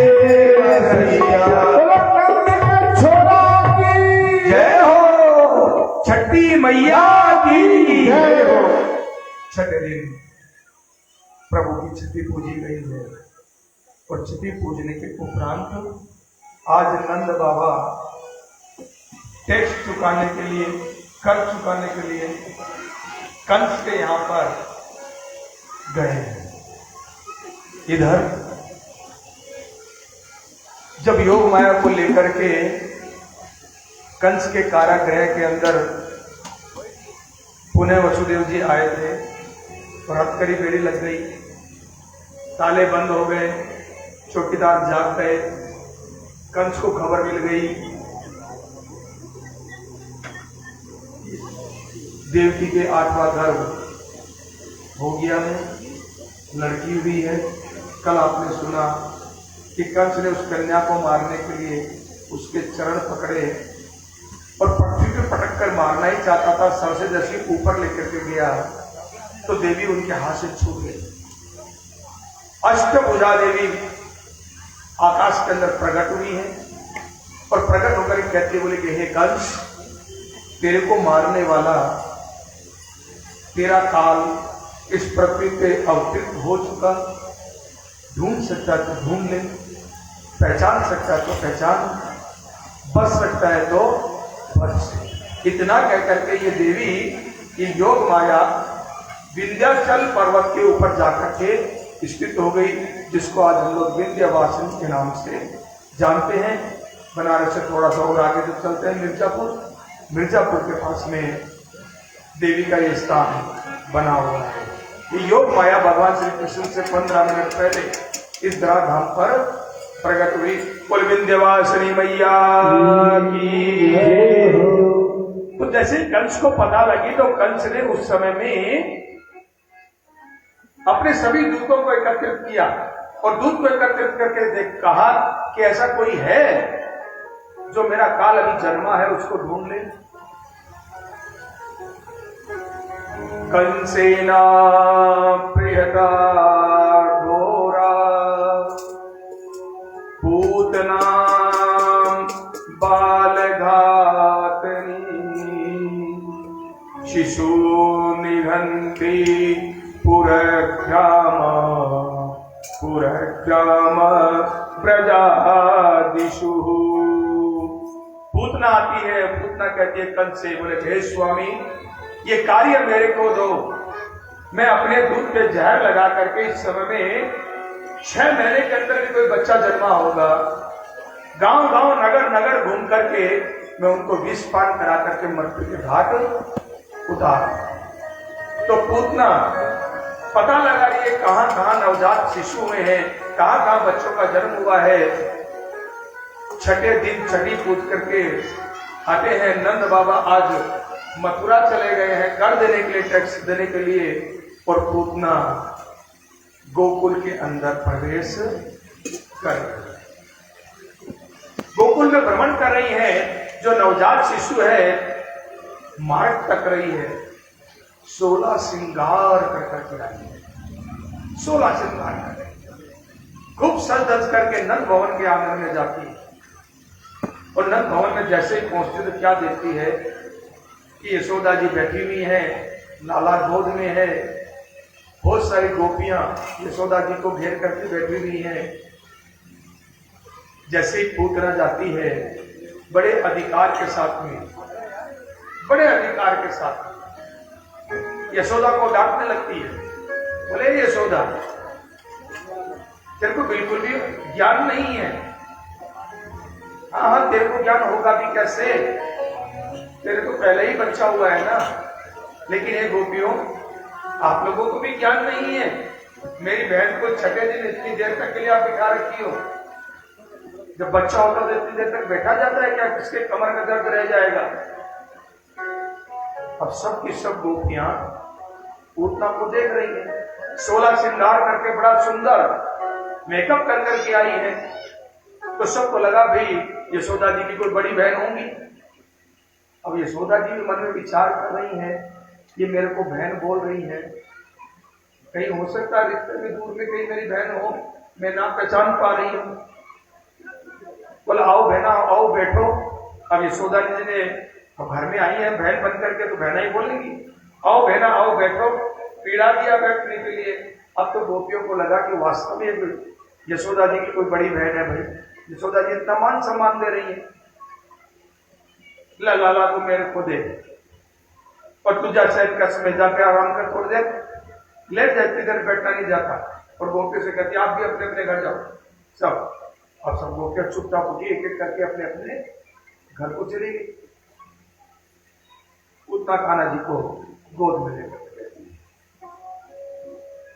इधर नंद बाबा कंस को टैक्स देते हैं, मेरे घर बच्चा हुआ है वृद्ध अवस्था के अंदर।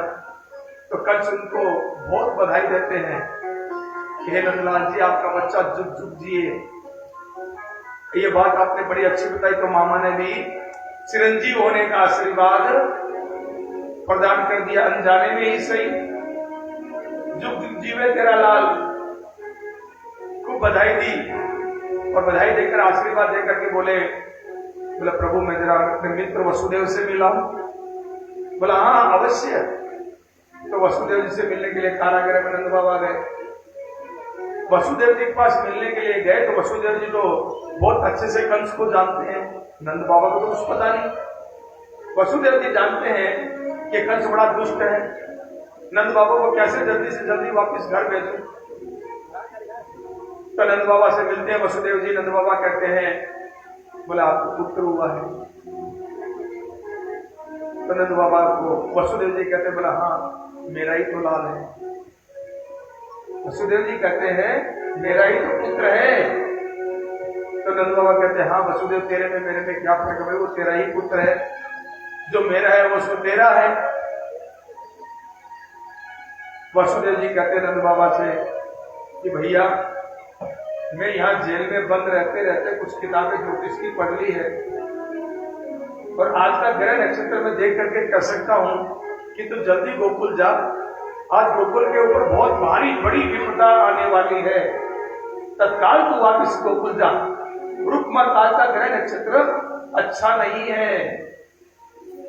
नंद बाबा गोकुल के निकलते हुए, इधर गोकुल में तो पूतना पहले से पहुंची हुई है, सब गोपियों को हटा दी और कान्हा जी को गोद में लिटा रखी है। दाएं देखती है बाएं देखती है। जो लोग गलत करने वाले लोग होते ना वो दाएं बाएं बहुत जानते हैं, बड़े सावधान होते हैं। और तक पाटक आई नंद द्वार रे, और तक पाटक आई नंद द्वार, आतक पाटक आई नंद द्वार रे, आतक पाटक आई नंद द्वार रे, करके 16 आई श्रृंगार रे, करके 16 आई श्रृंगार रे, आतक पाटक आई नंद द्वार रे, आतक पाटक आई नंद द्वार रे, करके 16 आई श्रृंगार रे, करके 16 आई श्रृंगार रे। बाल घातरी बाल घातरी बाल घातरी बाल घातरी बाल घातरी बाल घातरी बाल घातरी, उतना तो हम बाल घातरी कहते हैं।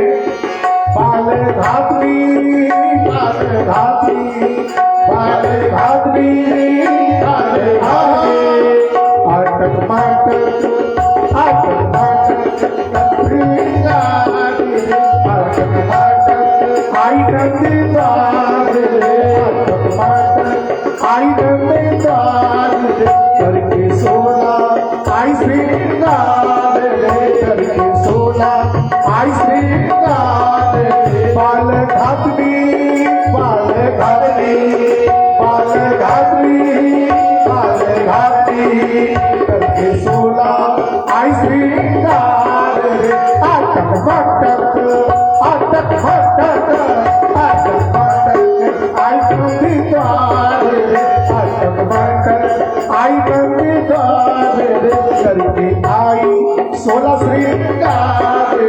बाल घातरी बाल घातरी बाल घातरी बाल घातरी। बोलो राधे राधे सरकार की जय हो, बाल कृष्ण लाल की जय हो। मंच के ऊपर हमारे ई ब्लॉक की RWA रेजिडेंस वेलफेयर एसोसिएशन के ई ब्लॉक के द्वारा मनोनीत प्रधान जी हीरा पंडित जी व्यासपीठ का भी और पीठ के ऊपर उपस्थित आचार्य गणों का सम्मान कर रहे हैं। भगवान से प्रार्थना करते हैं कि ये प्रभु इनको इतनी सामर्थ्य दे कि ई ब्लॉक की समस्याओं का समाधान बढ़िया से कर पाए। प्रभु इनको ऐसी प्रेरणा दे कि ई ब्लॉक वासियों का सदैव भाई बन करके कंधे से कंधा मिला करके ब्लॉक की समस्या के लिए सदैव तत्पर रहे, ऐसे कामना भगवान बालकृष्ण से हम लोग करते हैं। जय श्री कृष्णा, जय श्री कृष्णा, जय जय श्री कृष्णा। तो पूतना 16 श्रृंगार कर करके नंद बाबा के भवन में आ गई हैं। जो वसुदेव जी को आशंका थी नंद बाबा को, जिसके लिए आप निवेदन करेंगे जल्दी आप घर चले जाओ, तो पूतना कान्हा जी को अपनी गोद में लेटा करके दाएं देख रही है, बाएं देख रही है, मेरे को कोई देखने वाला नहीं है। तत्काल अपने आंचल के अंदर प्रभु को ढक करके अपना दूध पिलाना आरंभ कर दिया। प्रभु को जैसे ही दूध पिलाना आरंभ किया तो प्रभु ने नेत्र बंद कर दिया, आंखें बंद कर ली ठाकुर ने। यहां पे संत लोग बड़ा मंथन करते हैं कि जब पूतना प्रभु को दूध पिलाने लगी तो प्रभु ने आंखें बंद क्यों? तो एक संत कहते हैं कि शायद प्रभु पूतना से डर गए हो, डर के मारे आंखें बंद कर ली हो। तो दूसरा संत कहता है डरने की तो कोई बात नहीं है, पूतना तो बड़ा सज धज करके खूब अच्छे से श्रृंगार कर करके बड़ी सुंदर बन करके आई थी, तो प्रभु को डरने वाले तो कोई बात नहीं है। तो दूसरा कहता है प्रभु तो प्रभु है ना, वो जरूर पहचान गए होंगे कि राक्षसी है। तो एक और संत कहते बोले नहीं नहीं नहीं, राक्षसी जानना तो प्रभु के लिए कोई बड़ी बात है ही नहीं। बोले क्यों? बोले प्रभु तो जान ही रहे थे कि है कौन। प्रभु की लीला के बिना तो एक पत्ता भी हिलता नहीं, बिनु हरि कृपा कुछ नहीं हो सकता। जब पूतना यहां तक पहुंची है, इसमें भी तो प्रभु का ही कोई ना कोई लीला है। बोले कैसी लीला है? तो संत लोग चर्चा करते हैं कि ये पूतना कौन है, पूतना पूर्व जन्म में कौन थी, ये लीला करने के लिए क्यों आई है? तो पूतना राजा बलि की पुत्री थी, जिसका नाम रत्नमाला था। कल की कथा में ही आपने सुना। जब वामन भगवान राजा बलि के आश्रम में आ रहे थे, यज्ञशाला में आ रहे थे, ठुमक ठुमक करके प्रभु छाता लेकर के चल रहे हैं। तपे हुए सोने के समान उनका वर्ण था, और बच्चे तो सबको बड़े अच्छे लगते हैं। बच्चा तो किसी का भी हो बड़ा प्यारा लगता है ना। तो बाल उतने ही तो थे वामन भगवान भी। उस समय उसके मन में भाव जागा, रत्नमाला के मन में, काश मेरा ऐसा पुत्र होता तो मैं उसको गोद में लेकर अपना स्तनपान करवाती। और मैंने कल आपको बताया कि प्रभु ने तथास्तु वरदान दे दिया, अवश्य यह मातृत्व का सुख मैं आपको प्रदान करूंगा। वही रत्नमाला जब भगवान ने विराट रूप ले लिया और राजा बलि को डराने लगे कि हे बलि, अब तेरा संकल्प परिपूर्ण नहीं होगा, और जो व्यक्ति जीवन में संकल्प कर करके उसको पूरा नहीं करता वो नरक का भागी बनता है। उसको नाग पास में बांध करके कुंभी पाक नरक में डाल दिया जाता है। ऐसा हमारे शास्त्रों का वृत्तांत है। और जब रत्नमाला ने अपने पिता की दशा देखी कि भगवान ने इनके साथ चीटिंग की है, बेईमानी की है, तो मन में भाव जाग गया, मेरा बच्चा यदि किसी के साथ ऐसा गलत काम करे तो अपने दूध पे जहर मिला करके पिला दूं। तो भगवान ने दूसरा वरदान दे दिया, तथास्तु। तो संत लोग चर्चा कर रहे हैं ये तो प्रभु की लीला है। प्रभु तो जानते हैं कि यह वही रत्नमाला पूतना बन करके आई है, यह रत्नमाला पूतना बन करके आई हुई है। इसके लिए तो प्रभु को नेत्र बंद करने की आवश्यकता नहीं। तो एक संत कहते हैं, बोले जरूर प्रभु ने आंखें इसलिए बंद की होगी कि मैं गोकुल के अंदर जा रहा हूं। रामावतार में मेरा एक कार्य अधूरा रह गया था। राम जी के जन्म के 4 कारण कल बताए थे। विप्र धेनु सुर संत हित लीन मनुष्य अवतार, ब्राह्मणों की सेवा के लिए, गौ माता की रक्षा के लिए, गौ माता की सेवा के लिए, देवताओं के लिए और संतों के लिए प्रभु का प्रकाट्य हुआ। तो रामावतार में संतों की सेवा राम जी ने की है। संतों से बड़े आयु के उनको प्राप्त हुए हैं। वाल्मीकि जी को देखे, वशिष्ठ जी को देखे, विश्वामित्र को देखे, अगस्त मुनि को देखे, सबकी सेवा प्रभु ने राम जी ने की है। ब्राह्मणों का खूब सम्मान किया है, लेकिन गौ सेवा रामावतार में नहीं हुई। तो संत लोग कहते हैं कि प्रभु ने सोचा कि मेरा जो अधूरा कार्य है उसको पूरा करने के लिए एक ऐसे घर में जाऊं जहां लाखों लाख गैया है, यहाँ खाने के लिए मेरे को दूध दही मिलेगा, मक्खन मिलेगा, लेकिन यहाँ को जहर मिल रहा है। उतना तो जहर लेकर के आई है। शायद ये प्रभु सोचते हुए अपने नेत्र बंद कर लिए। तो दूसरा संत कहता है नहीं है। तो संत कहता है बोले शायद प्रभु सोच रहे हैं कि ये मेरी माँ बचकर के आई है, अब इसका दूध पी रहा हूँ तो ये तो मेरी माँ हो गई। अब मेरी माँ बन गई तो मेरे को उसको उत्तम गति देनी है। अगर मैं इसको उत्तम गति दूँ तो ये पालन पोषण। तो दूसरा संत कहता बोले नहीं, प्रभु ऐसा नहीं सोच सकते। बोले भाई क्यों नहीं सोच सकते? तो प्रभु तो दीन बंधु है, वो तो पापियों के पाप को हरण करने वाले हैं। अनेक जन्मार्जित पाप चोरम, लोगों को पाप चुरा करके उनकी मुक्ति का मार्ग प्रशस्त करते हैं। तो ये माँ बनी है तो इसकी गति भी वही गति होगी जो यशोदा की है, जो गति देवकी की है। इसमें तो कोई संशय नहीं है। फिर ये नेत्रबंध क्यों कर रहे हैं? तो एक संत बहुत इसमें तरफ दिया गया है। एक संत कहते हैं कथा पे आता हूं कि प्रभु इस समय में अपने इष्ट देवताओं को ध्यान कर रहे हैं। कोई भी शुभ काम करने से पहले अपने इष्ट देवताओं को ध्यान करते हैं कि नहीं करते? तो प्रभु अपने इष्ट को ध्यान करते हैं। तो कान्हा जी के इष्ट कौन है? तो देवादिदेव महादेव। आंख बंद कर करके कान्हा जी महादेव से प्रार्थना कर रहे हैं। बोले हे महादेव, आज मुझे पुनः आपकी आवश्यकता पड़ गई। पुनः आवश्यकता? तो पहले कब आवश्यकता पड़ी? पहले आवश्यकता पड़ी थी जब देवता और दानवों ने मिलकर के समुद्र मंथन किया। और समुद्र मंथन किया तो सबसे पहला 14 रत्न में जो रत्न निकला, हलाहल विष। विष के इतना तीव्र प्रभाव था कि देवता और राक्षस दोनों देखने में एक जैसे लगते थे।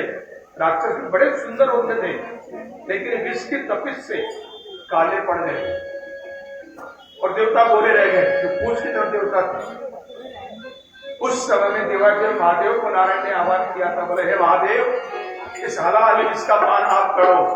तो महादेव ने दुर्वा की उत्पत्ति की। दुर्वा होती है ना, पारक में जो लगती है, उसकी उत्पत्ति की है। समुद्र मंथना जाता, समुद्र मंथन के समय में समुद्र मंथना जाता जगदानंदकारिका, पूरे जगत को आनंदित करने के लिए। हरि प्रिया च मांगल्यम दाम स्वयं प्रबंधन।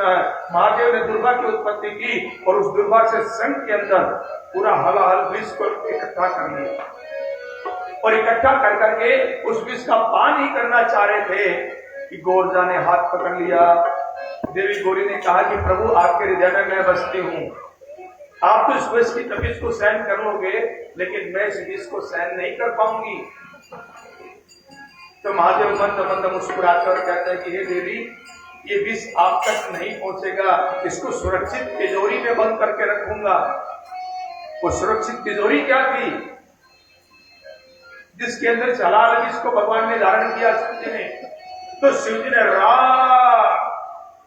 बोल करके अपना मुख खोला है और शंख का अंदर से हलाहल विष को अपने मुख मंडल में भरा और मैं बोल करके बंद कर लिया। राम नाम के शब्द के बीच में हलाहल विष यहीं पे महादेव के कंठ में धारण हो गया। कंठ जहर की वजह से नीले पड़ गए और प्रभु का एक नाम पड़ गया, नीलकंठ महादेव की। सागर मत के सभी देवता अमृत पर ललचाए, सागर मत के सभी देवता अमृत पर ललचाए। तुम भयंकर किसको पीकर नीलकंठी कहलाए बाबा नीलकंठी कहलाए। बोलो नीलकंठ भगवान की जय हो। हाँ सागर मठ में सभी देवता अमृत पर ललचाए, सागर मठ में सभी देवता अमृत पर ललचाए। तुम भयंकर किसको पीकर नीलकंठी कहलाए बाबा नीलकंठी कहलाए। बाबा रूप तुम्हारा सबसे निराला भोला भाला, तेरी छवि में है सभी बलिहारी। ओ शंकर भोले वाले, हाँ शंकर भोले वाले, शैल बिहारी त्रिपुरारी, तेरी लीला प्रभु जग से न्यारी। ओ शंकर भोले वाले। बोल शंकर भगवान की जय हो, बोल नीलकंठ महादेव की जय हो। सेवादारों महाराज, हाँ जी, ये जो प्रसाद खाली कर रहे हैं, ये बर्तन एकदम खाली मत करो। सभी बर्तन में थोड़ा थोड़ा प्रसाद छोड़ो। जिनका बर्तन है वो खाली अपने घर लेकर के नहीं जाएंगे। बिल्कुल खाली मत करो, थोड़ा थोड़ा बर्तन में छोड़ो। जिसके बर्तन में जो प्रसाद है थोड़ा सा बचा के छोड़ो, और एकदम खाली मत करो। इस पे कुछ धन दीजिए, जो मक्खी आ रही है धन दीजिए। हाँ, पेपर उठा लो।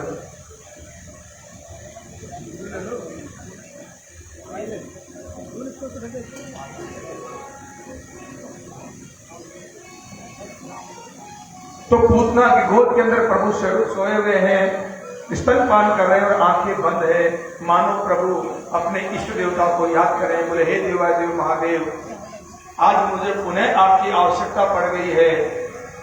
हलाहल विष का पान आप करो और दूध का पान मैं करता हूं। और पूतना का दूध का पान प्रभु जब करने लगे हैं तो सब थोड़े थोड़े बाहर आए। गोकुल के गांव वाले आए तो क्या देखते हैं, बहुत बड़ी विशाल राक्षसी गोकुल ग्राम के बाहर पड़ी हुई है और उसके सीने के ऊपर बाल कृष्ण अपने चारों हाथ पांव चलाते हुए खेल रहे हैं। बड़े सा जीना मंगाया गया और जीने पे चढ़ करके बाल कृष्ण को नीचे उतारा और नीचे उतारा तो गोपियां लेकर के तत्काल गौशाला में गई हैं। कान्हा जी के 12 जगह शरीर के अंदर गौमूत्र और गोबर का लेपन किया है। गौमूत्र से कान्हा जी को स्नान करवाया, राक्षसी का छुआ हुआ है और गाय की पूंछ पकड़ करके कान्हा जी को झाड़ा लगाया गया। गाय की पूंछ से गोकुल के लोग इतनी विशाल राक्षसी को देख के मर गए, इसको जलाना पड़ेगा। इतनी बड़ी राक्षसी कैसे जलेगी? तो जैसे लकड़ी काटते हैं ऐसे कुल्हाड़े से पूतना के शरीर के टुकड़े टुकड़े किए गए। कई सौ चिता उसके शरीर की बनी। एक शरीर की चिताएं कई सौ चिता बनी और उसके ऊपर रख करके पूतना को दाह संस्कार किया गया है। और जैसे पूतना का दाह संस्कार होने लगा है, मानो पूरे के पूरे गोकुल के अंदर चंदन की खुशबू आ गई। पूरी हवा शीतल और पवित्र हो गई है।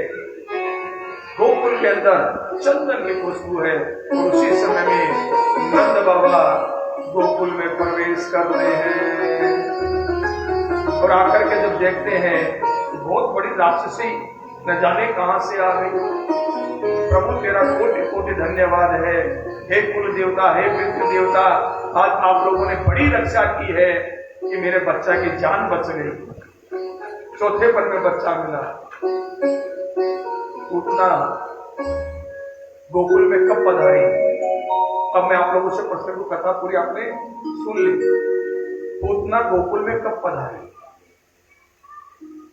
छठे दिन, छठी वाला दिन था।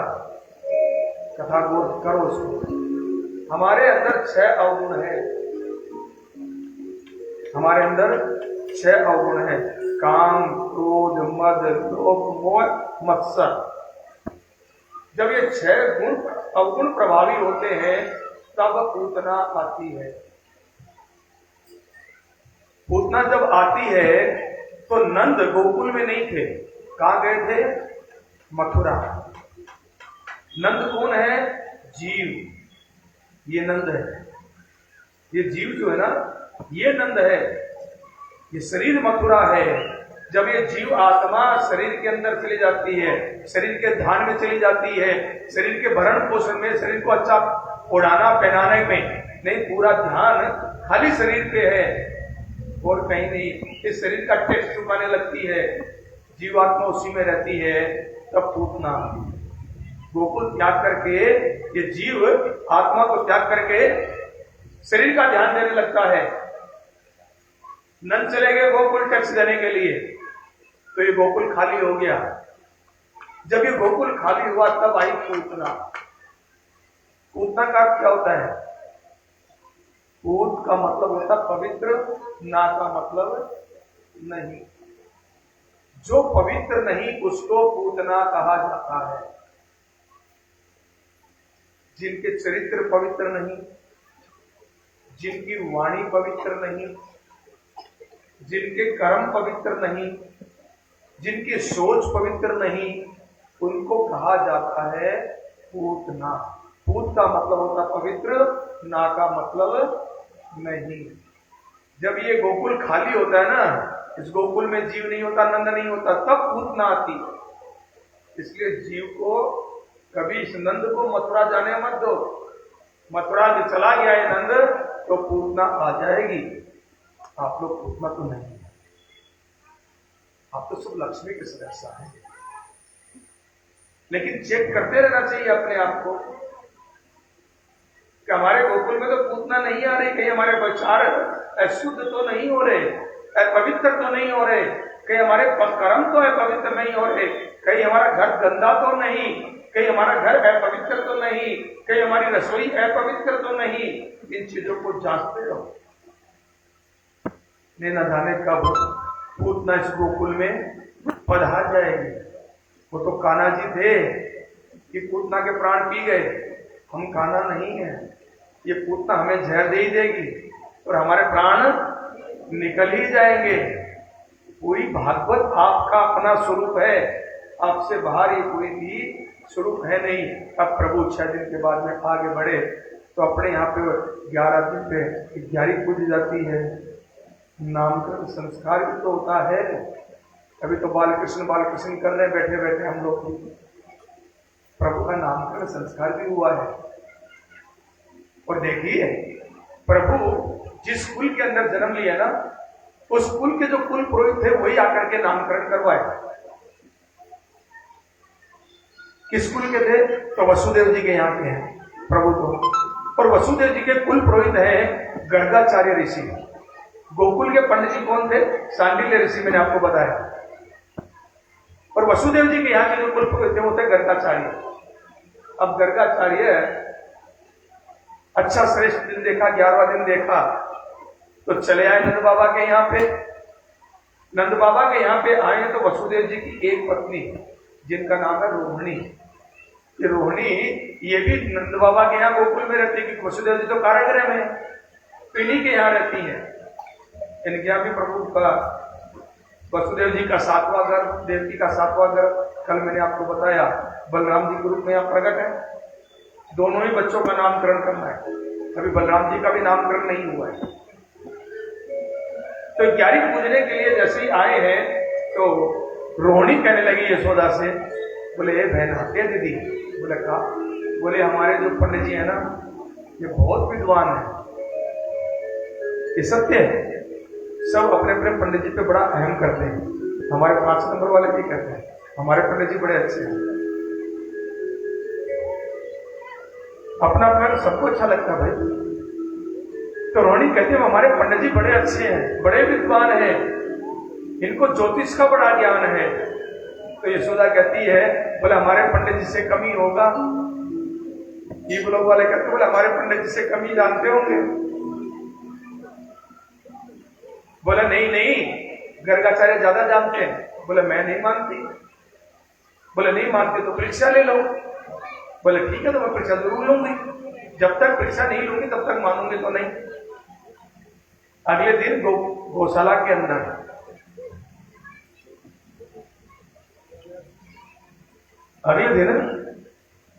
के अंदर जाकर के यशोदा जी ने रोहिणी के पुत्र को अपनी गोद में लिया गर्गाचार्य की परीक्षा लेने के लिए, और रोहिणी जी ने यशोदा के लाला को अपनी गोद में लिया और लेकर के गौशाला में पहुंचे, छुप करके नामकरण संस्कार कर रहे हैं।